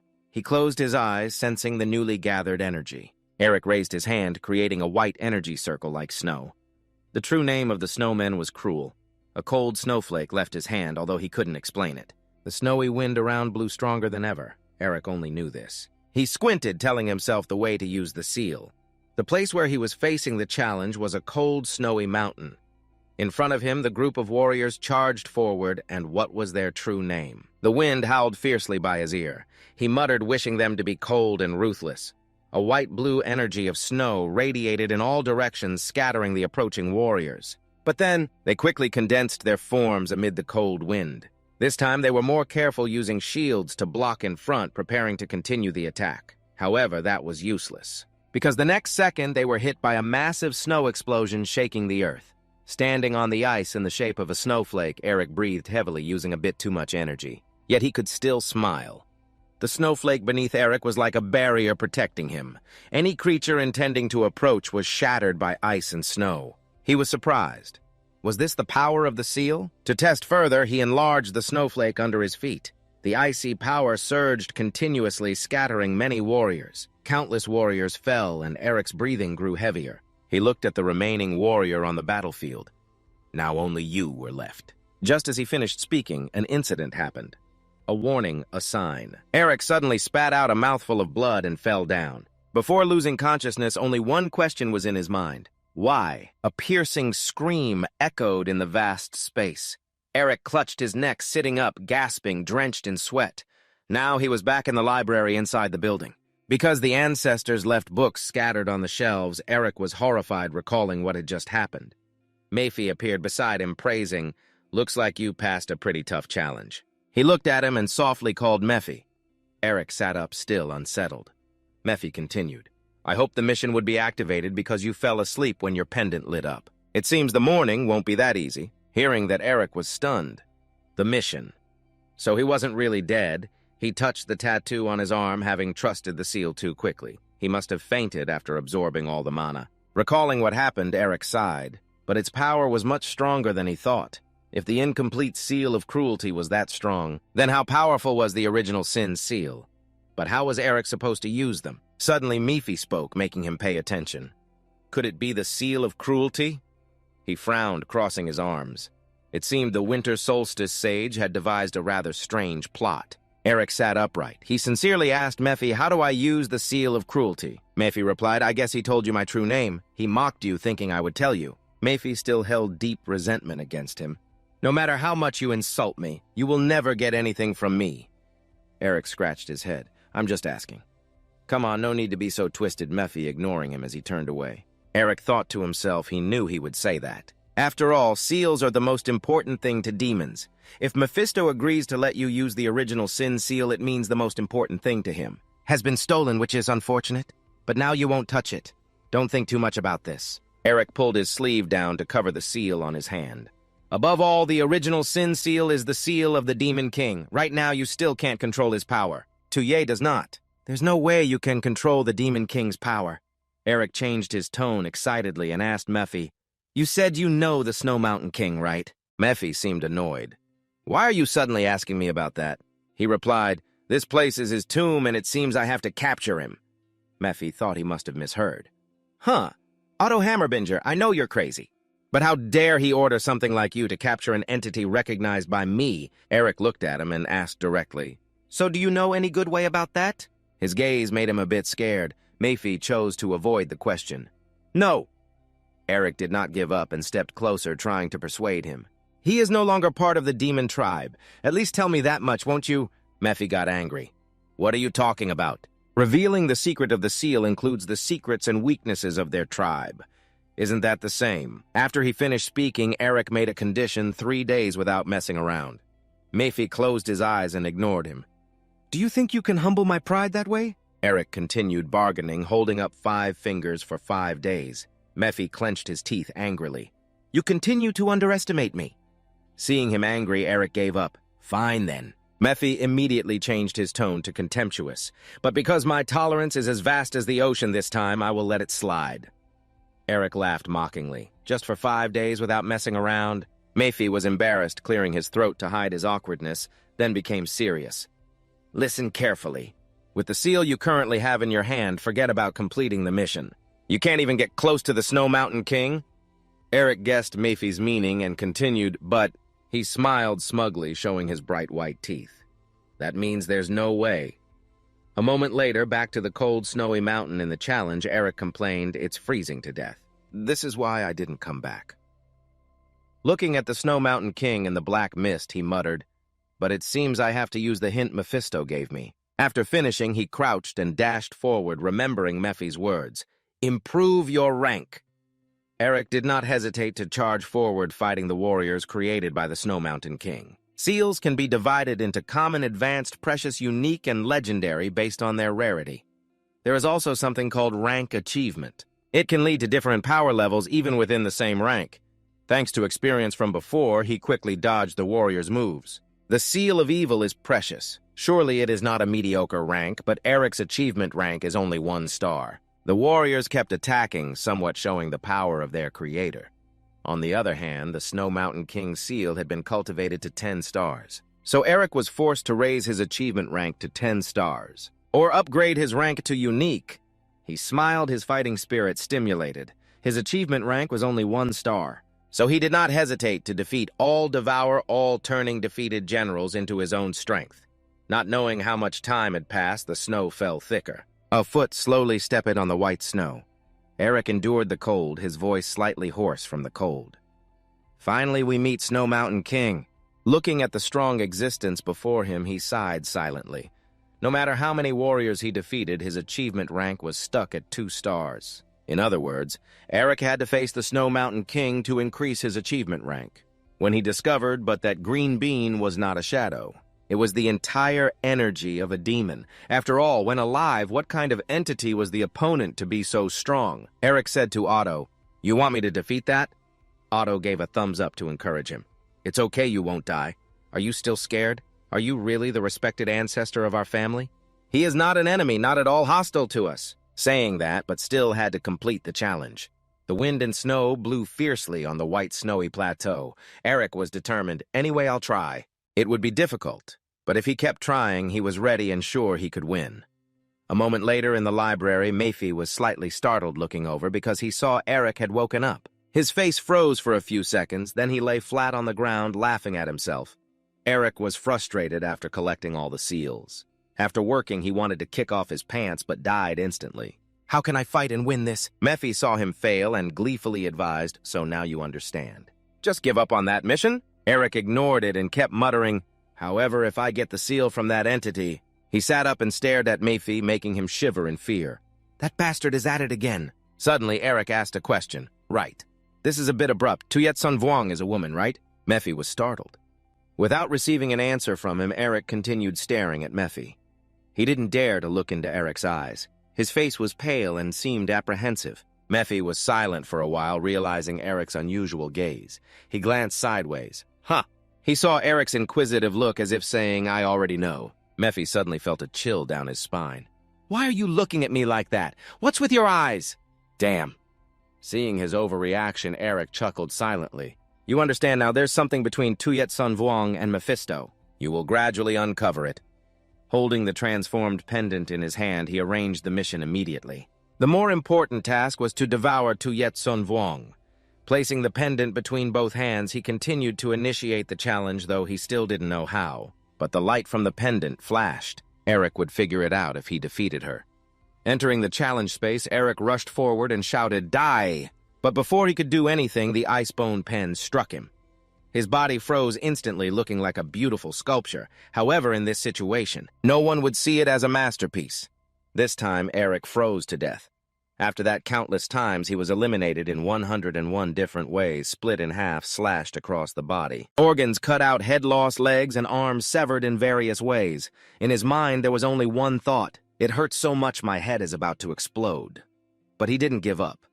Eric was very stubborn and kept trying to break through. Despite the cold numbness covering his body after many attempts, he finally managed to repel Tuyet Sun Vuong's attack. Gradually, he got closer little by little. Finally, Eric saw her face. Tuyet Sun Vuong roared fiercely. She seemed to lose all reason and charged at him. Eric didn't flinch. Now he had seen her. The cruel use of the seal by Tuyet Sun Vuong.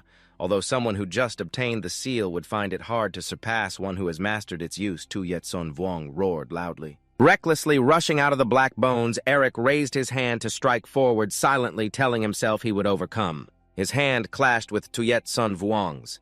Habit action method theory, a small hand fighting a big hand. Spiritual energy surged, shockwaves spread from the impact. Slowly, water stains appeared on Eric's hand. Even when he had to seize everything from her, a loud ice magic explosion erupted, pushing both back. Ota stood on the high cliff watching the whole scene. He commented it wouldn't be surprising if Eric's ego collapsed if he kept dying slowly like this. Ota keenly noticed something unusual on Eric's face, but he was smiling. When the blinding explosion happened, Eric found an opportunity. He didn't just have innate talent. He had an unyielding will and an endless desire to perfect himself. Yes, that kid. Eric turned and chopped off Tuyet Sun Vuong's arm. Oto remarked that Eric was the kind of person who would never appear, even in their family. The severed arm of Tuyet Sun Vuong flew off. Black energy spilled out instead of blood. Because her whole body was demon energy, the hand quickly dissolved into energy and was absorbed by Eric, who took advantage of the opportunity. Even Oto had to sigh at this madman. Eric laughed heartily, very pleased. He had reached 3 stars. However, his joy was premature. Just a moment of carelessness, and the weapon in her hand swung before Eric's face. He quickly retreated, almost losing a leg. He struggled to block the blow. She didn't even give him time to breathe.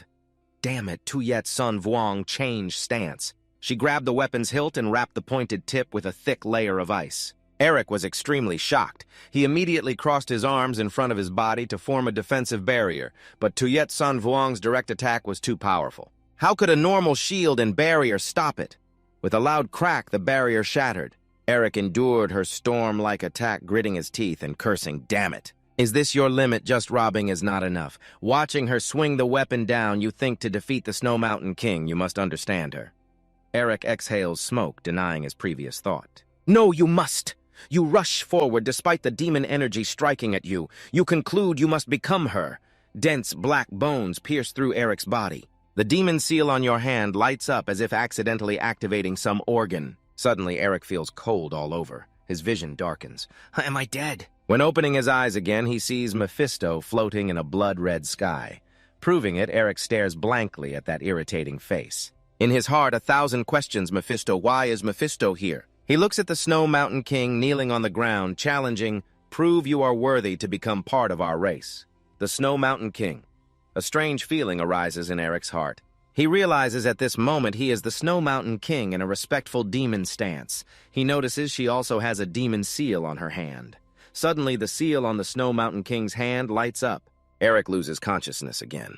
When he opens his eyes once more, he sees a strange face wearing a bone mask with a long white beard.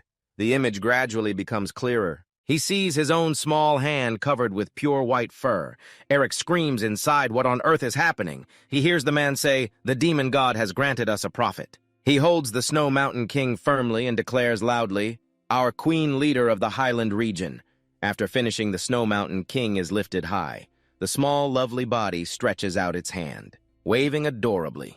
Standing on a high cliff, the old man shouts, "This mountain range will be ours," and countless people below cheer in support.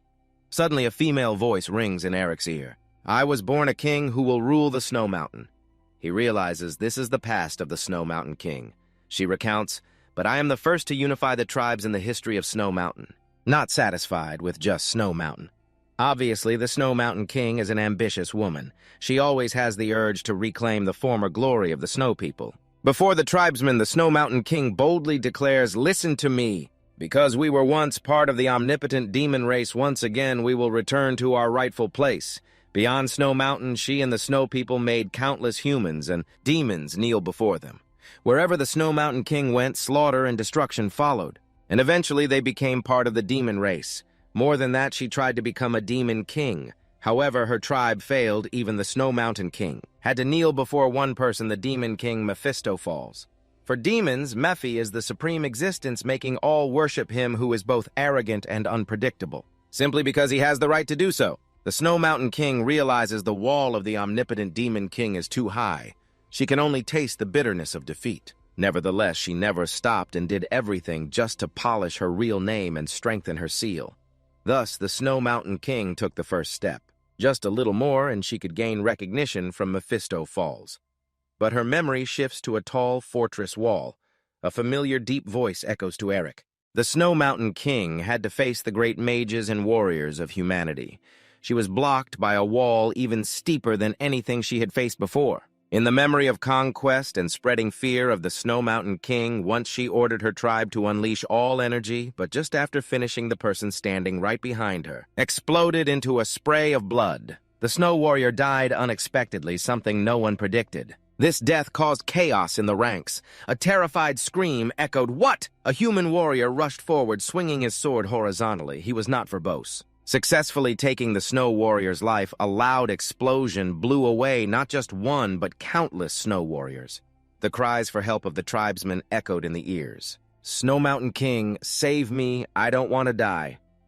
The warriors, frightened, facing a powerful opponent, saw the one before them like an insurmountable mountain, making them have no choice but to bow their heads. "I want to live!" But before she could finish, a giant hand slammed down. Everything turned to dust. The surviving warriors trembled from the deep fear in their souls. Then a patterned axe of the Snow People was raised high, igniting hope in their hearts. The Snow Mountain King bravely grabbed the axe and stepped forward strongly. She shouted, "Calm down! We belong to the proud demon tribe. There is nothing we cannot accomplish. Let the enemies block our path. See the terror of us." Responding to her were the sounds of weapons stabbing into flesh. The sound of blood splattering Snow Mountain King stunned. Her face was covered in blood. Beside her ear were desperate screams. Her warriors had been almost completely wiped out. Only the Snow Mountain King remained alone, with the blood of her tribe smeared all over her face, and the one who just struck was the Han Merbinger Carr. Snow Mountain King and her snow tribe lost the battle. Resisting humans led by the Carr and were driven back to Snow Mountain. She was unwilling, continuously shouting, "Why?" The Carr expressed deep condolences to the Snow Mountain King. Despite her crying and blaming humans, "You all already have everything you want. You mean you won't allow us to have even one?" Why do tears fall on the resolute face of the Snow Mountain King? She cried for the fate of her tribe, also cried because her ambition was blocked. The seal on her hand lit up. The Snow Mountain King now returned to a demon energy form. Eric left the memory and stood facing her. His face showed sympathy. This is you, seeing your own image from her body, your mission, Eric, like a lost boy. Feeling each step, even if you are desperate. The Snow Mountain King, too. She is lost in her own ambition. Even if you must endure, Eric recalled his childhood when life was hard. The Snow Mountain King also returned to her youth with countless hardships. You reach out your small hand to reclaim glory for your tribe. Two kindred spirits finding each other, comforting each other, a great mission. After that day, the Han Kar stayed in Snow Mountain to watch over the Snow Mountain King, and after countless battles, the two gradually respected each other and stayed together quite a long time, but even so, the Snow Mountain King still could not let go of her obsession. I must reclaim our former glory. She could not completely escape the temptation from her ambitions. Eventually becoming a monster, the Kar had to step in to stop her. Regardless of the long-standing friendship between the two, and the Snow Mountain King died by his hand. Finally, her memory truly ended. Eric slowly opened his eyes. Suddenly, he heard a woman's voice.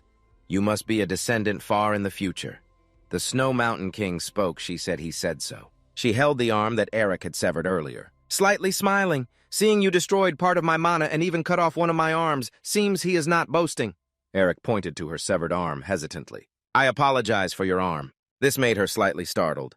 The Snow Mountain King laughed, then moved sharply, causing her to moan softly in pain.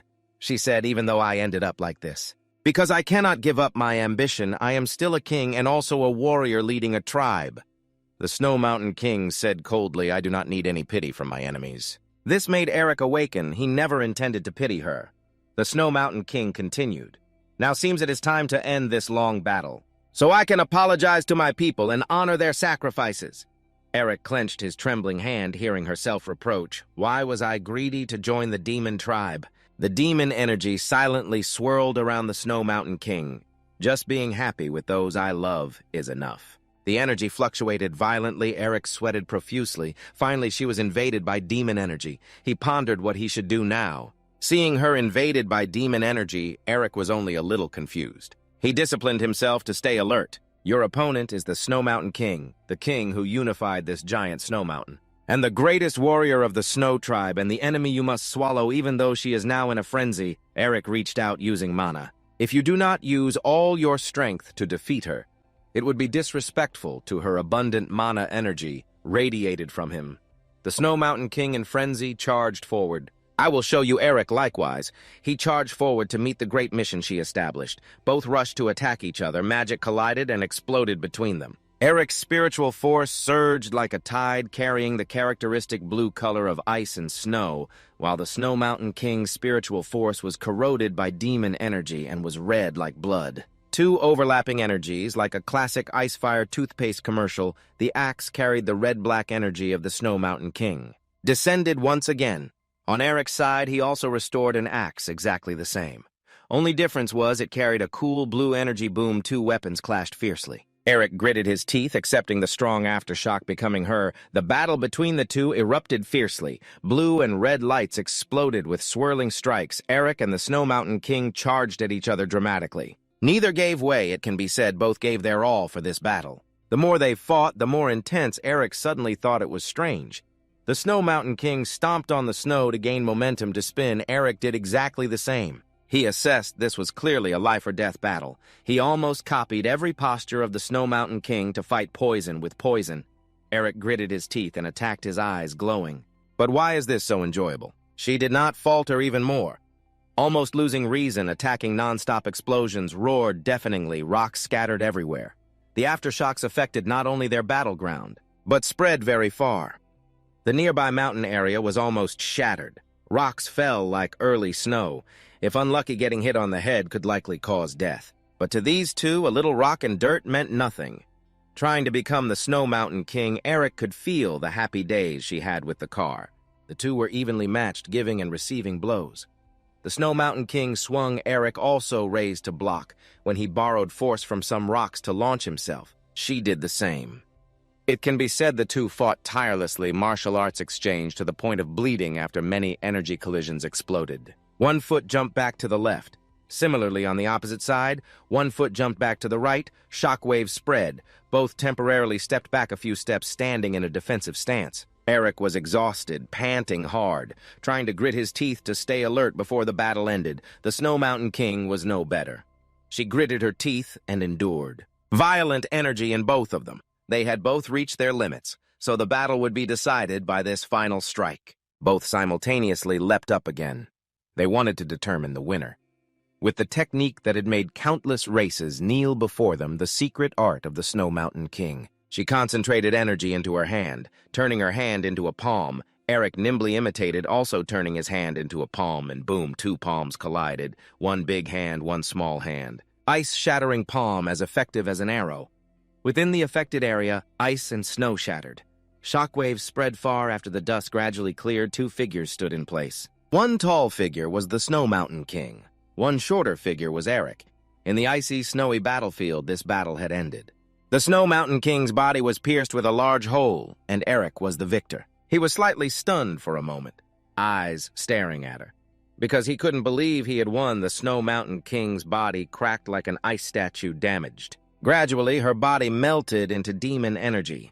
She laughed a laugh of release, ha-ha. The Snow Mountain King looked at Eric, stammering a few last words. Finally, he seemed to understand what she wanted to say. His face slightly trembling, he bowed his head, gritting his teeth, trying to hide his complex feelings. But unexpectedly, the Snow Mountain King said thank you. For the first time, he saw tears of happiness. On her cold face, the snowy mountain was no longer cold. Warm, golden sunlight shone down. The Snow Mountain King's body lost control and collapsed to the ground. Dark clouds in the sky dispersed. Making way for warm sunlight, sunlight shone on her face, adorning the happy smile of release. No more cold ice and snow.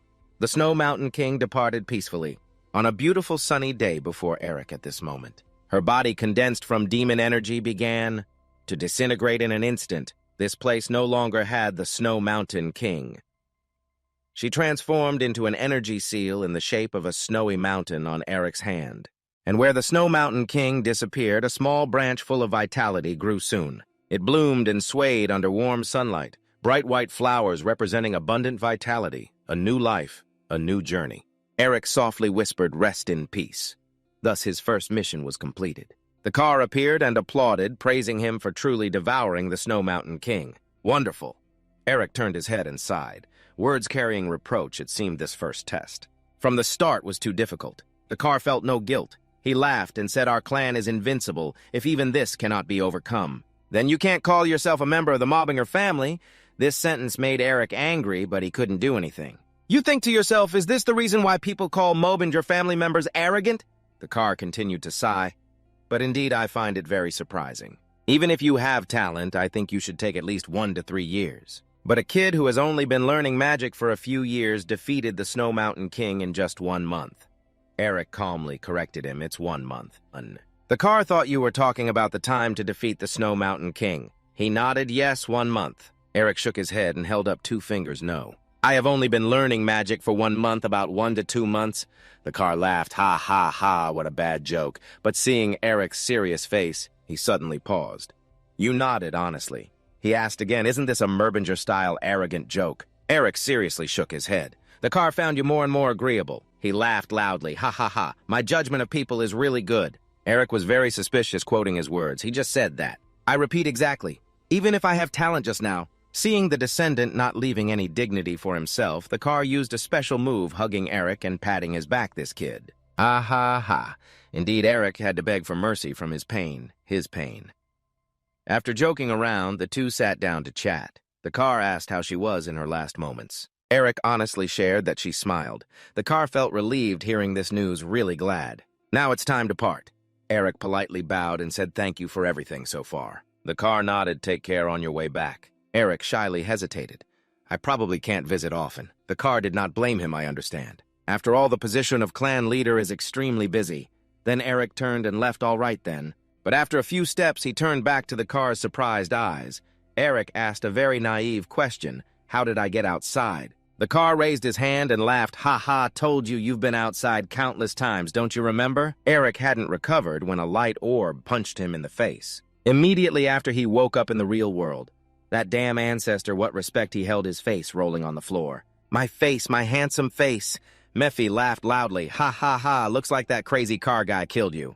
Speaking of this, Eric got even angrier. Who wouldn't say a word before killing someone, Mephi asked with concern. Have you devoured the Snow Mountain King yet? Eric rolled up his sleeve to show the new seal just done seeing that Mephi tilted his head praising himself all thanks to me. Eric lazily retorted, yes, our great demon king is number one. In his heart, he thought this guy really likes to turn everything upside down. Thanks to Mephi, he smiled. In his heart, he was a bit panicked about Eric's progress. No way, I just told him a few things. This guy has surpassed genius level. He really is a monster.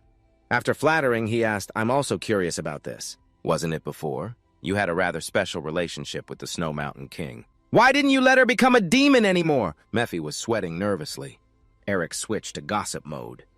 At the end, I peeked into the Snow Mountain King's memories a bit. Why did you do that? Mephi stammered, I am the Demon King. She was just a mid-level demon type, nothing more, nothing less. He recalled old memories and recounted, at that time I was just a bit bored. And I heard someone say in the Snow Mountain King that she would definitely become a demon. So I came to see who that person was. Well, wanting to become a demon, she was a bit lacking indeed. But her ambition and skills were commendable. Mephi praised himself. If the person she met wasn't the perfect demon king, but someone like Arazel or Lilith, she would have been torn apart already. Anyway, I told her to come find me again when she gets stronger, then left her there. Eric asked further, Is that all? You never met her again? Mephi was startled and shouted, Why would I meet her again? But the truth is, he secretly went to Snow Mountain and saw the Snow Mountain King having a good time with the car, so our Demon King had to leave reluctantly. Not wanting to be the third party, truly understanding to the point of heartbreak, when leaving still smiling and blessing the other party. Even now thinking about it, I can't help but smile and blush. Eric's mind shifted gears very quickly. He clapped his hands and exclaimed, I understand. Mephi wondered why. You look like a cunning cat bullying a heartbroken mouse. Do you know the way those snot-nosed brats bully the girl they like unilaterally? Indeed, Mephi was so ashamed that he got angry and growled, Snot-nosed unilaterally. Eric laughed mockingly and calmly. This is exactly why, after thousands of years, you are still single. Mephi was very angry, but other than claws and beak, he couldn't do anything. Damn it, how dare you mock me? Eric took advantage of this and teased more and more fiercely, Mephi is a single dog.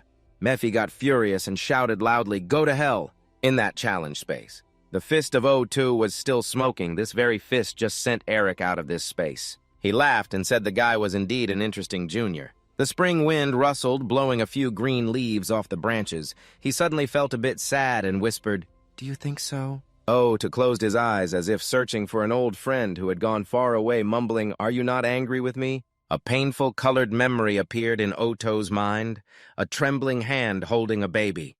The snowman no longer had breath. The voice was also trembling. Snow Mountain King knelt on the ground, her grandmother's body full of the tribe's blood. She blamed herself. She could not accept the painful truth that her ambition had caused the death of people in the tribe. Like this. O2 appeared at this moment. He softly called Snow Mountain King. She suddenly became mad, her eyes coldly staring at him, but mostly she hated herself more. Snow Mountain King tilted her head to the sky, crying in heart-wrenching pain. O2 crossed his arms and watched. The demonic energy burst around her. Finally, she reached out her hand toward him. Tears rolled down her face, begging O2 for mercy. Before being swallowed by the demonic energy, she pleaded, Please kill me. And Snow Mountain King saw O2's lips move slightly. He said sorry he did not kill her, but raised his hand to seal her with magic. When O2 closed his hands, completing the seal, Snow Mountain King was destined to become a trial target for the descendants of the clan. Merbinger, but O2 could not be happy because he had forever lost a friend. Back to the present, he opened his eyes softly, whispering, Thank you. Standing under the spring morning sunlight, O2 said, Throw away your regrets and responsibilities to that child, and rest in peace. He shed tears and said farewell, see you in the next life. He looked up at the high sky. I hope it will be better than now. At the house full of books like a library left by the ancestors of the Merbinger clan, Mephi asked confusedly, Eric, what are you rummaging through? He did not stop the work in his hands, but continued flipping through books. I have to find some things. Mephi did not understand find what made you turn the whole library upside down. Suddenly, something glowed inside Eric's coat. He reached in and took it out. Mephi exclaimed in surprise, Wait, isn't that? He took out a small blue egg. Mephi suspiciously said ice crystal star. Eric recalled O2's instruction, Hold this ice crystal and go find the camellia god. At that time, he was very surprised. What did he just say? Give it to Camellia, you mean the camellia flower? He replied, yes, exactly. That person will become your new guide. Eric scratched his head. Is this a mission? O2 nodded yes. He curiously looked at the ice crystal that looked like a chicken egg in his hand, tiredly asked, how long do I have to do this mission? At this rate, I'll become a hunchback old man. O2 squinted seriously and answered, until you reach the rank of our predecessors. Eric was stunned, stammering, predecessors O2 reassured him. You must have many questions, but they will always be willing to answer. Within a certain time, the predecessors have completed and left behind many things on this land. We have prepared many missions to guide you to him, so all you need to do is diligently walk that path. Eric put the egg into his coat pocket. All right. I just want to make sure I carry this egg with me. O2 said apologetically, I'm sorry for putting this burden on you. He entrusted Hope, but this path only you, Eric Merbinger, Lord of Merbinger, can walk. Go ahead. He seriously said, go and complete the winter back to reality. Eric looked at the ice crystal and summarized for Mephi, well, it's just, I was told to bring this ice crystal to the camellia god.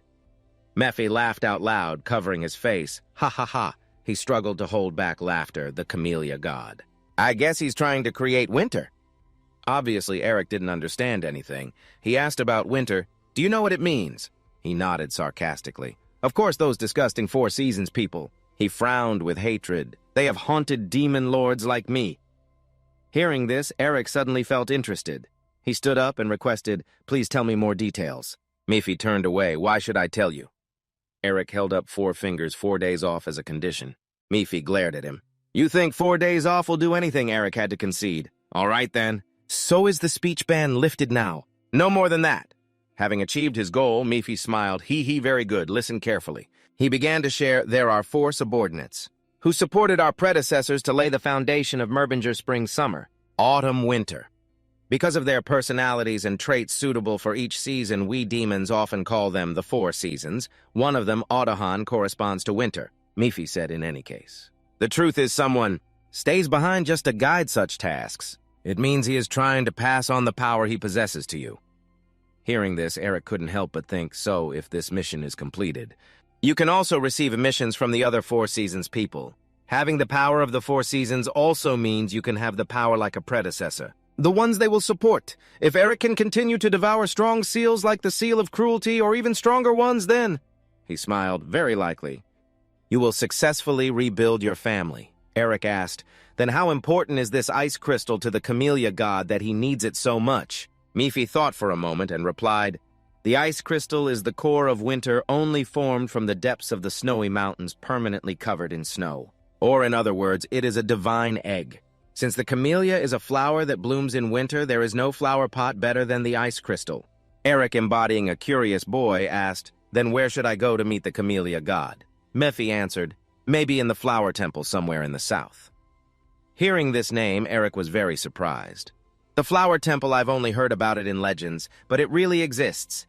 Mephi nodded. Yes, that noisy name must be ruling the temple. Hearing that, Eric began to seriously consider the matter. From this moment on, he could guarantee that. After reviewing the records in the royal library, but isn't he becoming too friendly? What scheme is he plotting this time? He suddenly sensed a power almost imperceptible around Mephi. His soul form seemed to grow stronger, but he did not hide it at all. On the contrary, he was smugly thinking, he seems to have noticed my power has returned a bit. However, even if you notice my power, you can't do anything. You will have no choice but to complete the missions, to become stronger. Eric also had the same speculation, completing missions to become stronger, and at the same time they can make Mephisto stronger. And then finally you can receive a great demon lord capable of plunging this world into misery. Mephi saw Eric's body trembling. He thought it was a face full of suffering. You must be afraid, of course you must be afraid. Mephi was very excited. Although annoyed to leave a Merbinger just to become stronger, he had to accept it. His recovery process needed to be prioritized, but his eyes suddenly caught Eric's abnormality. Huh, Mephi saw the delighted smile on his lips. He suddenly screamed inside, that bastard is smiling again. He didn't know that now he was the juicy prey in Eric's eyes. Eric schemed, so that means he can even absorb Mephisto's power. After all, to let him recover his power and escape from you, you need to become stronger. Eric's abnormality made Mephi tremble with fear. What the hell is wrong with that bastard? Could it be he has gone from fear to madness? Eric's smile gradually lost its humanity, making a demon king like Mephi feel a chill down his spine. He kept reassuring himself, was he going insane or should he just stop thinking for now? Then Eric adjusted his mood and was fine. It's time I have finished. After finishing everything I needed to do, should we return here? No, the two of them didn't think much and decided to leave. He looked up at the small, distant water crevice above. Because his power was different from before, Eric could easily fly up to the crack after lightly stepping onto the high cliff. He praised himself. Just a month ago, it was very difficult to come back here. But now it's as easy as eating cake. Mephi grumbled, "You are really too arrogant." The two did not stop, but rushed like a gust of wind, blowing away the loose snow on the path. Now I have a guide. So should I head straight to the red-eyed tribe? Eric smiled with anticipation. He quickly returned to the snow tribe. He wasn't sure if it was because he had fought the snow people for a very long time, or maybe because he had swallowed the Demon King's seal, but he wanted to see them. But when he arrived, Eric's eyes were filled with shock and disbelief. The snow tribe was heavily devastated, white snow stained with patches of bright red blood that had dried. What was this? The snow people's bodies lay scattered on the ground. Houses and village architecture were destroyed. Desolate was the word to describe this place. Eric whispered what happened here in this world. Some victims were brutally tortured. 10 spears pierced through them. Mephi commented, "It looks like they were killed slowly, even though they could have been killed instantly. Then surely they were used for entertainment purposes." He coldly concluded, "I don't know who the culprit is, but they have a cruel nature. Much more evil than most demon species." Eric looked at the bloody ruined scene before him. He said, "I feel a bit uncomfortable." He lifted his foot and stepped forward. Because the snow people are monsters, they can die at any time. Even if he had killed many snow people, he would never regard them as toys. Eric gritted his teeth, suppressing the unusual emotions rising. This uncomfortable feeling. Maybe it's because of the task of swallowing the Snow Mountain King. He exhaled, trying to calm himself down. "You are not the Snow Mountain King. You have no right to pity the snow people." Thinking this, his pupils suddenly contracted. In front were bodies upside down with legs in the air, heads stuck into the cold, snowy ground. Eric stepped to a small snow mound nearby. He dug into the snow with his hands despite the cold frost biting them. Eric gritted his teeth as a drop fell down, unclear if it was sweat or tears, gradually under the white snow. He dug out a baby-sized fur hat. Eric couldn't help but scream in pain. Nameless pain spread throughout his heart. He frantically dug through the snow, wanting to know clearly who lay beneath the white snow. Finally, little Manhwa appeared after the cold white snow. No longer breathing, the boy passed away with tears still on his face. Memories of Manhwa flooded Eric's mind. It seemed they had a new member. The boy was always lively and adorable. From now on, the path would become more difficult. "Then let's eat something before we depart." Eric darkened his face, silent. The atmosphere suddenly grew colder. Even Mephi frowned. He looked at the victims with heads stuck in the snow. His voice grew colder. "This is what that bastard caused before, right?" Mephi replied, "Yes." The demon of deep hatred in Eric seemed activated. He spoke in a low voice. "Aren't they the ones making me feel even more uncomfortable?" Scene changed to a white forest covered by thick snow. Chen tightly gripped his sword. He silently walked last behind Ed, despite having a severely injured arm. He still struggled, taking heavy steps closely behind Isabel while she kept rushing forward. Isabel ran with heavy breathing. Warm breath turned into white smoke, vanishing in the freezing air. She ran fast on the thick white snow, but because the snow was too slippery, Isabel suddenly slipped and fell. Seeing her fall, suddenly On hurriedly ran over, asking if the mistress was okay. Isabel was gently helped up by him. She spoke to reassure, "I'm still fine, don't worry about me." Isabel ordered, "We don't know when the assassins will come back. So focus on finding that cemetery," she said anxiously. "But now you should rest." Isabel's eyes became very determined. "I am the child of the Blue Lion. I don't want to be a burden to everyone again." He really wanted to stop her. The mistress, Isabel, trembled, clutching the map tightly in her hand. She thought silently, "The assassins chasing me have caused many deaths. With their sacrifice, I cannot collapse here." Thus, Isabel and Chen and Ed continued moving forward. She looked at the map, feeling doubtful. It had already been a month. "We have been searching for the cemetery for a month now." But Isabel could not avoid feeling helpless. She frowned, wondering where it could be in this world. Her eyes welled up. She quietly looked up at the sky. At this moment, Isabel was almost at a dead end. She only knew to call out desperately from the bottom of her heart, "Father!" Suddenly, a harsh voice rang out. "The only daughter of Lord Blue Lion. She can't even swing a sword properly anymore." Scene changes. A large castle appeared towering under the moonlit sky. A gloomy black cluster, the Great Lion Clan, the Blue Lion Clan. The servants in the castle constantly discussed Isabel's strength. If considering based on the rules that were announced, the lion only follows the strong. Then the mistress, another person seeing her approaching, immediately spoke up to warn, "Hey, do you intend to let her hear that?" Isabel, of course, heard every word they said clearly.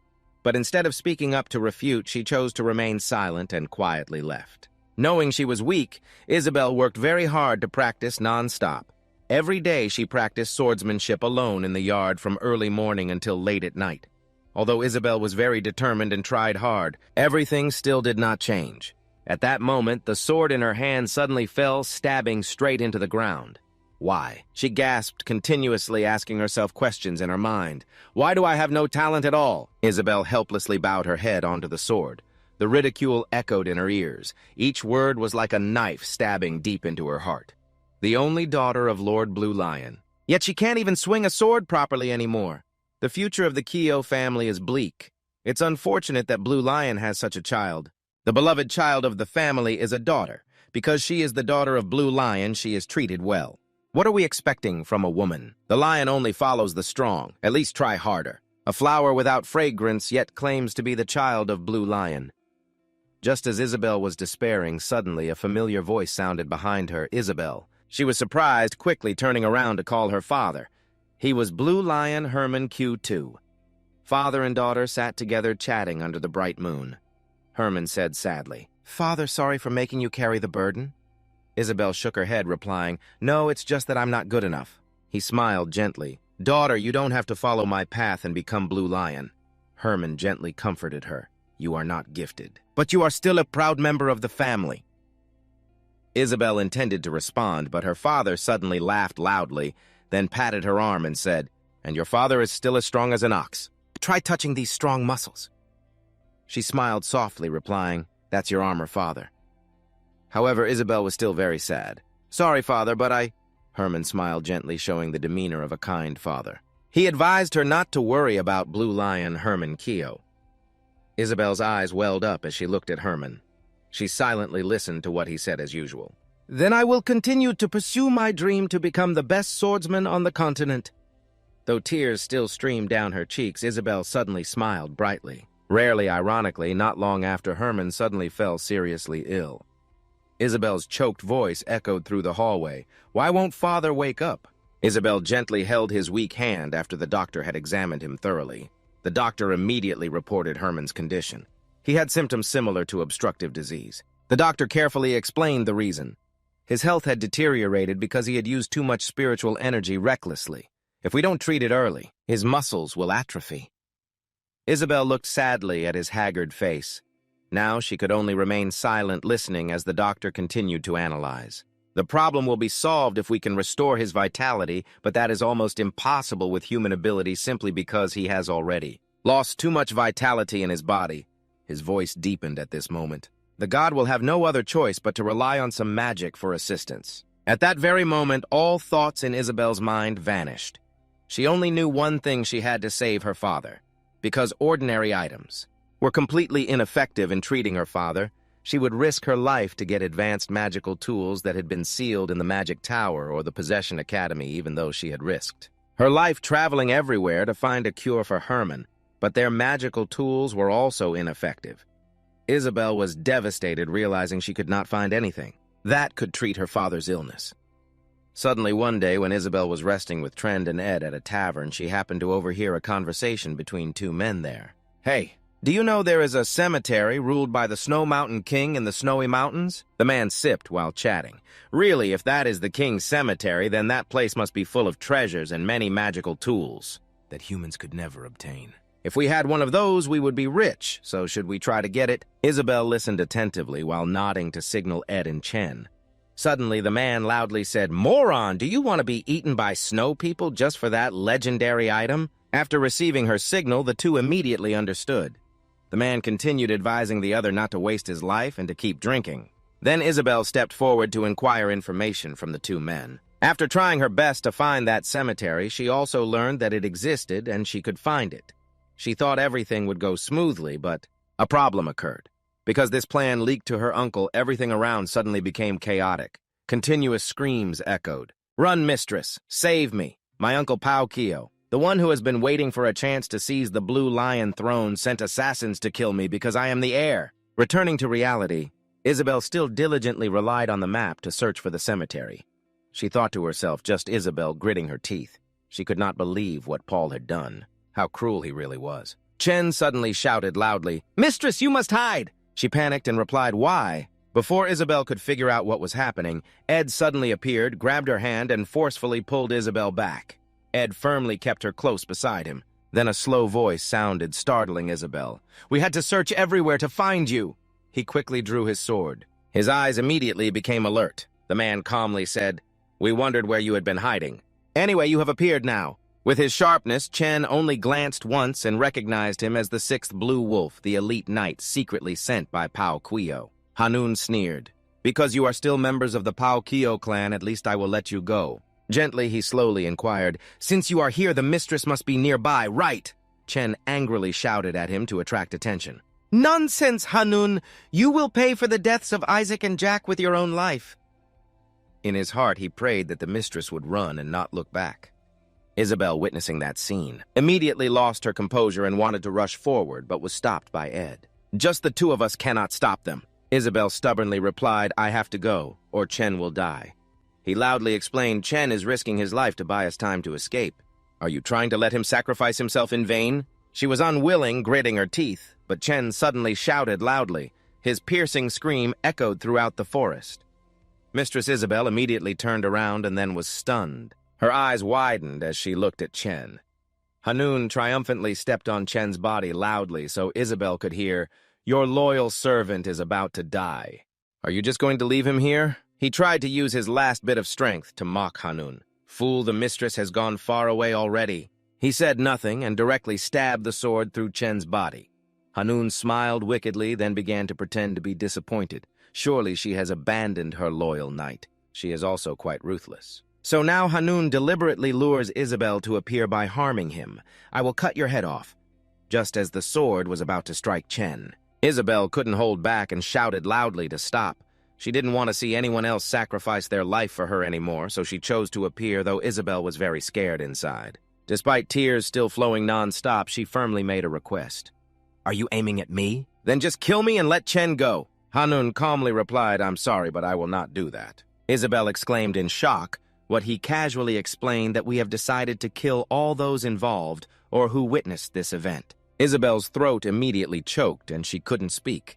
Hanun struck a psychological blow with a reproachful sentence. If you hadn't run away, everyone could have survived and been happy. With their families, he slowly uttered 4 words, really. The images of those who sacrificed for her kept appearing. The painful face of Manhwa was deeply engraved in Isabel's mind. Hanun smirked and spat out the last word, "pity."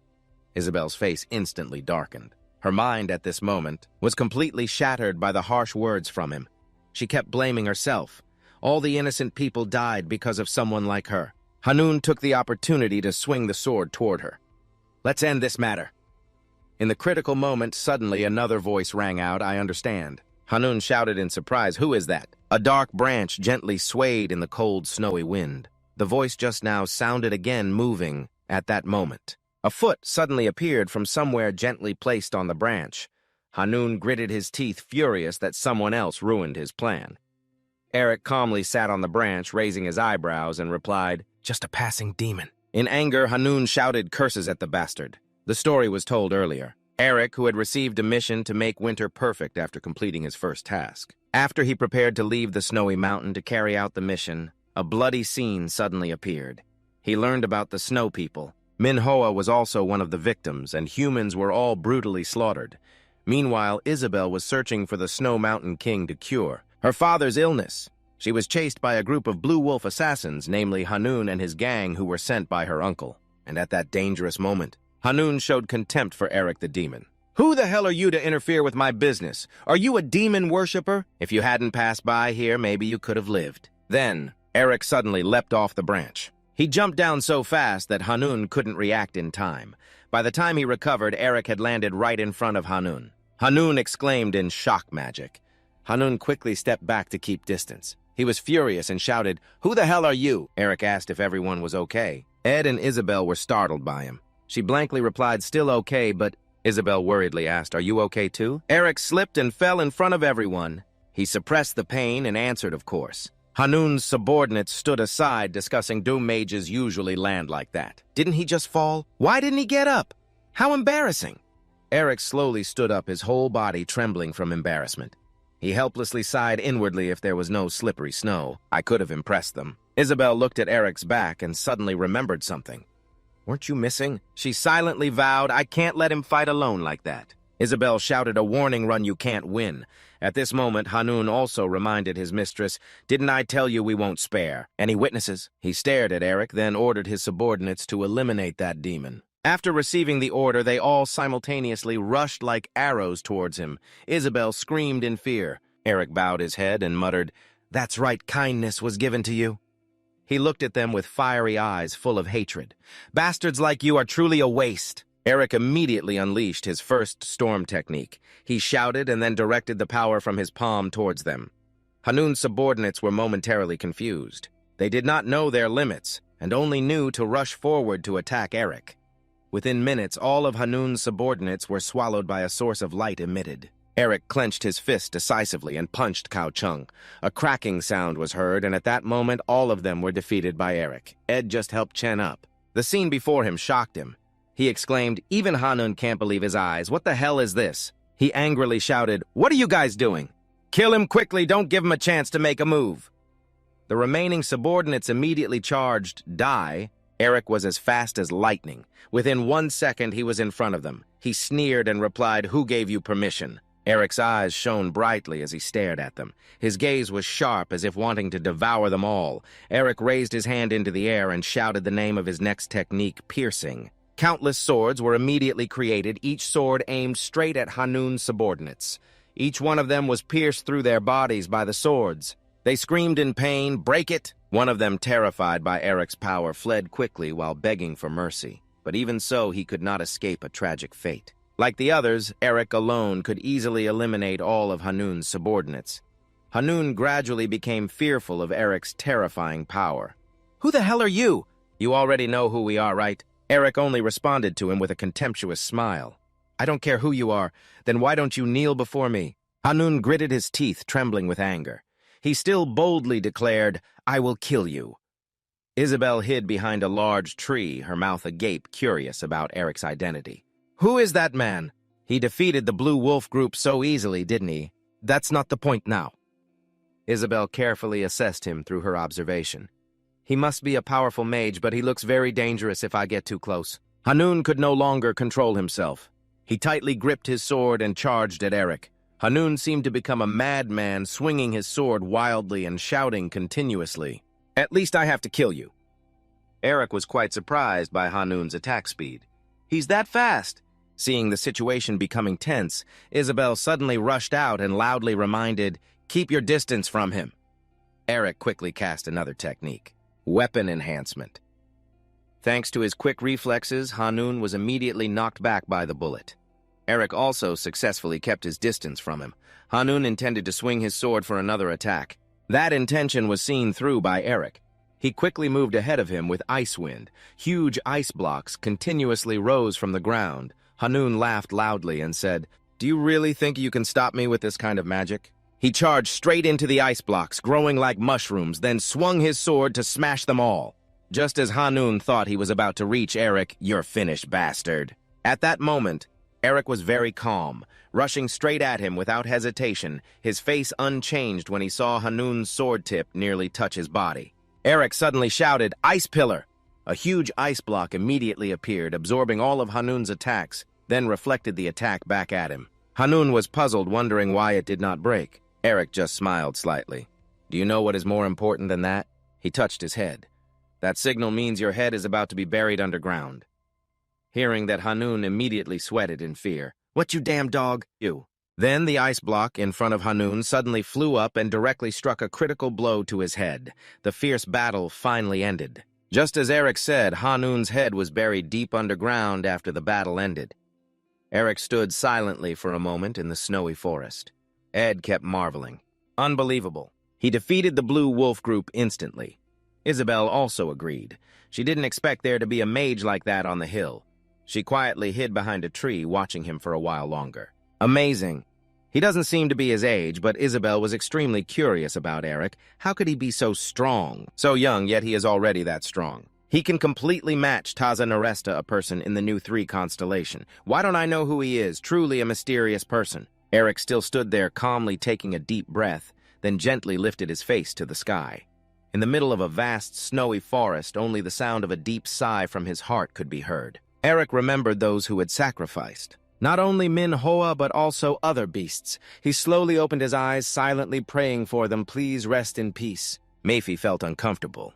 He immediately interrupted. Are they just staring at you? Why don't you say something to them? They look so much that it gave me goosebumps. Hello, Maifi. Eric started to speak. Hello? He was silent, not knowing what to do, because Eric appeared suddenly without any self-introduction. The 3 of them, Isabel, Chen, and S, held their breath, waiting for him to speak. Eric forced a smile and said, All right, then. It's been a while, hasn't it?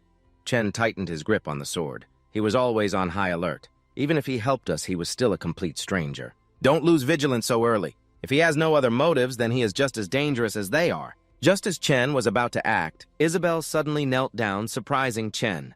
She was a princess, yet Isabel knelt before Eric. She bowed her head solemnly, expressing gratitude. Thank you, our savior. Chen was surprised. Mistress Ed also seemed puzzled why the mistress knelt. Eric awkwardly waved his hand, saying, No need to do that. Isabel ignored him and called Chen and S. They immediately obeyed. Chen and S knelt and expressed in unison, Thank you, our savior. That made Eric even more embarrassed. He quickly explained, Anyone would do the same as I did.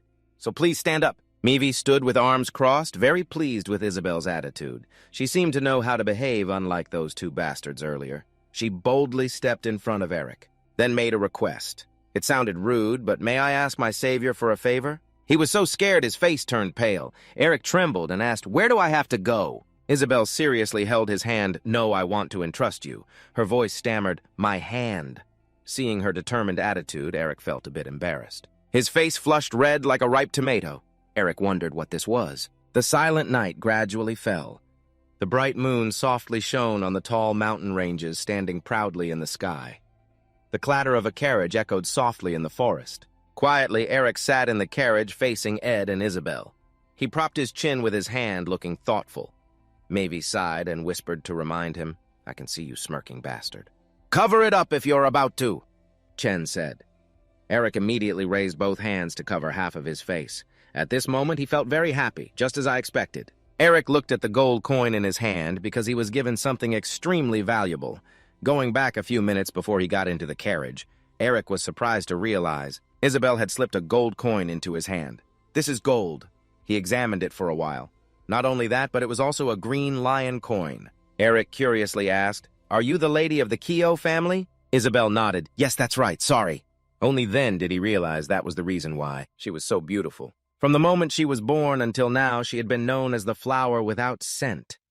Isabel, well, even though her extraordinary beauty had made the crown prince infatuated and proposed to her, she was still abandoned just because she was a flower without scent, a person born without any talent. Since she was a child, Isabel had been used to swallowing bitterness in response to those sarcastic words. If the flesh and blood of a lion have no fangs and sharp teeth, then they deserve such an end. Eric felt a bit sorry for her fate.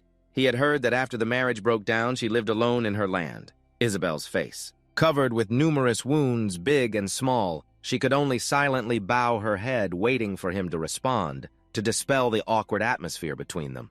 Eric quickly spoke up to introduce himself. My name is Rick. It is truly an honor to meet the only daughter of Lord Green Lion. She awkwardly asked why it was an honor to meet someone like me. He happily smiled. Eric gently comforted Isabel. You should be proud of yourself. From what I see, your perseverance is not something to be ashamed of for the name Green Lion, because this was the first time Isabel was praised by someone. She shyly replied, Thank you. He skillfully brought up her request. Oh, right, you mentioned something about a commission, didn't you? Isabel nodded and answered yes. Now I have nothing but... She decisively made a request. Could you escort us back to the capital? Chen shouted in panic. Mistress, we still haven't found that place yet. Isabel turned around and explained Chen. I don't want to lose you all just because of my greed. First I have to go. Meet my uncle to negotiate. He was helpless before her determination. Mistress Eric was curious upon hearing that. Then he secretly glanced at Hanun and guessed. Maybe these knights are also part of the Kyo family. Could there be some hidden secrets in their family? Eric frowned. He suddenly remembered something. I also heard that Lord Green Lion is suffering from a rather incurable disease. She is searching for a cure I must have forgotten. Shin had told me that before. At that moment, a bold thought suddenly appeared in his mind. Wait, can I make Lord Green Lion owe me? At this moment, Eric imagined a bright future. In that scene, he and Herman happily shook hands. Continuous compliments echoed in his ears. If the Merbinger family is rebuilt and has Lord Green Lion's favor, Merbinger cures Lord Green Lion's disease, and Merbinger and Green Lion smile while shaking hands. The relationship between the families would be tightly bonded. He thought to himself, it would be a wonderful scene, right? Eric proud, he smiled and felt proud of himself. Very smart, always keeping a cool head. Isabel saw him silent for a long time. Thinking he would not agree, she made another proposal. Indeed, it's hard for us to get your help. Then I will give you twice as much as what I just offered you. Consider it a reward after you complete the commission. Eric did not respond, but stared intently at the gold coins in his hand. Isabel anxiously asked, I guess it's not possible, right? She stepped forward to withdraw her request, embarrassed. Then his mouth suddenly twitched, which made Isabel confused. He tightly held her hand, and immediately agreed to Isabel's request. I will escort you safely, my lady. Back to reality. Eric was sitting with Isabel Chen and Ed on the carriage heading back to the capital. Meifi curiously asked, There's a pile of treasure in Sin-A's nest, so why do you still need money? Eric used his telepathic thoughts to answer. I have calculated everything. Also, he pursed his lips and silently scolded, Don't say that if you have ever been hungry and cold before. He silently looked at him. Meifi showed a confused face. Eric glared at him angrily and patiently explained, What am I supposed to do now when I don't have a single penny on me? Maybe it's not important to you because you're a useless ghost, but humans need money to eat and sleep. Do you think you understand the state of deprivation? Meifi casually replied, That's a human problem. Eric's face showed interest. He covered his mouth and marveled at that ability. This telepathy is quite convenient. With just a little energy, I can talk to whoever I want. Meifi sneered and said, I taught you just because I feel very uncomfortable. Whenever someone around you is silent, Eric couldn't help teasing him. I know why you hate being silenced now. You're so nosy, Meifi angrily shouted. How dare you? He changed the subject, forget it. Are you going to sit quietly like that until the end of the journey? You look more disgusting than you think. What should I do now? So bored I'm losing distance. Isabel always attentively watched him. She wondered why he said nothing. Isn't it because I commissioned him? Isabel bit her lip to let Eric do as he wished. But now she needed his help, she thought silently. If the uncle sent even stronger assassins, there's no way the three of us can outsmart them. Scene shifts to the massive family castle of Isabel standing tall under the dark night. Yu ominously sits on the throne. Hearing the subordinate's report, he exclaimed in surprise, Team 6 has already been eliminated. The intelligent subordinate trembled all over. He bowed his head in guilt. I apologize. Bao slowly approached him. He coldly drew his sword. If you apologize. Bao shouted angrily, Then you shouldn't have done anything from the start, and now you're apologizing. Bao decisively swung the sword, piercing through the subordinate kneeling at his feet. His head immediately severed from his body. Other subordinates appeared to clean up the scene after dealing with that man. Bao calmly turned to ask Juan, Where do you think Isabel will go? He carefully analyzed, because her traces leaving the snowy mountain have been confirmed. Juan made a guess based on observations. It's very likely she is returning to the capital.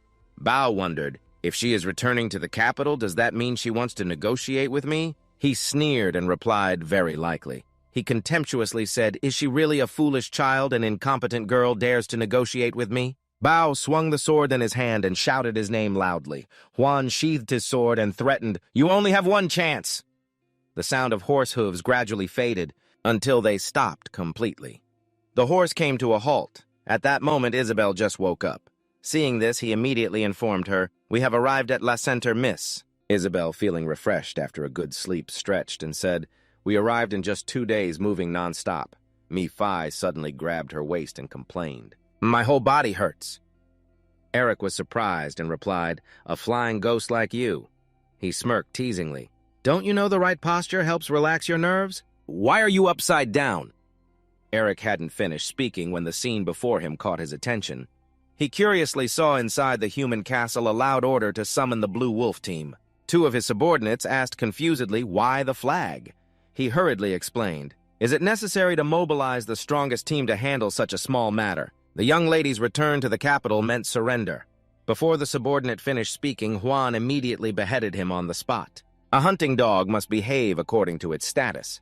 He calculated Isabel's move. She definitely had to pass La Center if she wanted to go from the snowy mountain to the capital. Juan loudly ordered to take over that place. Eric's expression suddenly turned ugly. He gaped as he looked ahead. The blue cloaks immediately caught Eric's eye embroidered with the head of a lion. The subordinates all turned their heads to look at him. Their eyes seemed to devour everything. They obeyed Hugin's orders absolutely. Let's go to the tomb. Isabel was not very surprised. I expected the journey wouldn't be easy because the Lord rules here. But I didn't expect it to be this bad. Anxiously asked, should we turn back? The young lady firmly refused not the right time. Their carriage caught the eye of one of them. He patted the shoulder of the man beside him and pointed at the carriage. Isabel carefully explained, we have attracted their attention. Doing that will only make them more suspicious. She came up with an idea to abandon the carriage and secretly escape to find another place. Eric suddenly interrupted, no need. Isabel panicked. What did you say? He quietly disguised his voice. Immediately controlling the carriage, he easily passed through the guards without being questioned. He was unusually calm and quickly drove the carriage away. Isabel sat inside, anxiously fearful. Within minutes, all four of them had safely escaped the deadly trap. Chen continued to guide the horse through a large tunnel. After exiting the tunnel, a bustling street appeared before Eric, who quickly stepped out of the carriage first. Isabel asked curiously, Sir, what magic did you use? Eric calmly explained, just a simple illusion spell that changes our appearance. It's like hypnosis easily broken by a slight shock, so we need to be careful. She admired Eric's talent and once again bowed to express her gratitude. Thanks to you, Rick, we have safely entered the city. I truly thank you from the bottom of my heart. Before leaving, you carefully told her to stay overnight here. I will come back after handling some matters. Isabel agreed and replied that she would return safely. Mephi leisurely followed Eric. He felt very curious why you had to use magic. While you could have wiped them all out, you calmly answered, I don't want to start a fight when I know nothing about the enemy. Besides, I need to save mana for emergencies. Mephi glanced around. He casually said, what do you think the Oath and Soul contract are for? Isn't it because you're lazy? Mephi suddenly remembered. Anyway, you need to get to the academy quickly or something, right? Eric nodded and replied, yes, but I need to find out something. The corner of his mouth immediately curled up. Eric asked Mephi a question after some time had passed. But surely you still remember, right? You told him your plan. I need to know Dean's situation to prepare for eliminating him. Mephi shrugged and said, I don't know who that is, but it's unlucky for him to be targeted by someone like you. Suddenly, I was attracted by a group of children playing ahead. Mephi noticed something unusual when looking at the kids. I have a question. I sensed something like mana from that night. What is it? Eric immediately understood Mephi's meaning. I guess your era hasn't seen the mana chain yet. He was confused about the mana chain. Seeing that, he didn't understand. You then briefly explained it to Mephi. It's simple. Mana is a blessing for mages, but over time, even martial artists can develop methods to use it. Mana in the body. Eric went on to explain in more detail so he would understand clearly. If a mage uses magic by creating a magic circle in the heart, a martial artist strengthens the body by accumulating mana chains around the dantian. That's not all. You continued to provide some additional information. Similar to the mage rank division, 6 circles is a spellcaster, 7 circles is a grand mage, and 8 circles is a sage. Martial artists are divided into 1 chain for beginners, 2 chains for novices, 3 chains for experts, 4 chains for elites, and 5 chains for martial masters. To make it easier for you to understand, Miss Isabel's knight is around the beginner level. Mephi asked further, are there only 5 levels? Eric nodded and replied, usually yes, but there is a unique exception. A person can circulate more than 5 chains. He then curiously asked who. Seeing Mephi's curiosity, you just smiled slightly. Eric didn't beat around the bush and answered the Golden Lion. He is recognized as the strongest person on the continent. He looked disappointed when he received the answer, a nickname arrogant by human standards only. Eric shook his head and immediately refuted. No, this time it's different. He can fight evenly with my grandfather, one of the strongest people in Merbinger's history. Mephi whispered, I see. The two of them kept walking and chatting all the way. You suddenly stopped and said, We've arrived. Mephi was very excited. He revealed a sinister smile on his face. I'm looking forward to meeting him. Eric sighed wearily. This old man is stubborn again. Then you reminded yourself not to pay attention to the old man. The important thing is, Eric happily asked, can I buy all the newspapers for a month? You told yourself to find out what happened while you were absent. Scene changes under the blazing sun, another magnificent castle appears. Dean's impatient voice came through. The matter is not yet resolved. Revan kneeled on one knee on the ground. He respectfully bowed his head and apologized. The Nooster group is guarding the hospital, like an impregnable fortress. He angrily shouted, damn ungrateful Nooster. Revan smartly changed the topic of conversation. But thanks to the achievements of you when discovering that the nest is being nurtured by the Academy's high-ranking officials and the press, you have an advantage over other candidates in the competition for the principal position. Dean sighed and said, but you can't predict what will happen. If I don't get the excavation rights to the nest, I want an overwhelming victory. He appeared very confident. He seemed ready to follow whatever. The old man ordered, please give the command. Dean chuckled softly. At this moment, he already had a plan. Scene changes. Covering his face sitting at the table, he gave request to create more pressure on the Nooster group. Dean calmly reported the current situation. Young Master, the transfer of excavation rights by the Academy's high-ranking officials in the press is under too much pressure. Not only that, this situation is no different than stabbing the senior professors in the back. The Academy's high-ranking seniors are very furious. Dean suddenly burst into tears, which made them a bit confused. The young master begged and cried, pouring all his grievances onto me. My younger sisters come to torment me every day, and that damn Eric. He hasn't contacted me even once. His hands trembled slightly. He wanted to touch the documents on the desk, but I had already warned myself. Then he suddenly stood up from his chair, gritting his teeth, saying he would continue to endure until Eric returned. The scene shifts to Eric, who quickly grasped the whole situation from a month ago. By reading the newspaper, Dean was still as cunning as ever, and I, for his sake, was facing hell. He unconsciously revealed a contemptuous expression while commenting on Dean's actions. The older the ginger, the spicier it gets. You know how to use public opinion, huh, old man? Dean Mephi silently evaluated Eric beside him. I was getting used to that expression. He clenched his hand into a fist, then confidently said to keep rising higher. It would only make my debut more brilliant. Eric suddenly stopped and thought for a moment. After all, I do feel some pity for Sin. What can I do for him? While he was thinking of ways to make it up to Sin, suddenly outside the window a bright flash appeared. Just in a moment, right where the flash appeared, a deafening explosion erupted. The sudden loud noise made both Eric and Mephi jump. They immediately turned toward the source of the sound. Outside instantly became chaotic. The screams of the nearby residents kept ringing out. Fire, quickly bring water! Everyone was running around in panic. Not only that, but there were also cries of children and mothers. The surrounding people kept shouting, someone save us! Eric quickly jumped up and flung open the door. The scene before him immediately shocked him. The entire neighborhood before his eyes seemed to turn into hell. Everything was engulfed in flames. Eric panicked and shouted, what the hell is going on? The scene shifts back a few minutes earlier before the disaster struck. Chen, still doubtful, cautiously asked the mistress, do you really trust Rick? Isabel calmly replied, he is the one who saved us. He carefully voiced his thoughts. Although he is not Pao Kio's subordinate, what if he is an assassin sent by the Seven Masters to seize the main temple? Chen tried to persuade Isabel. I'm not sure about this either. But we should still be cautious first, she silently thought to herself. I understand Chen's worries, but it seems since we were at Tuyet's son, he has been overly protective of me.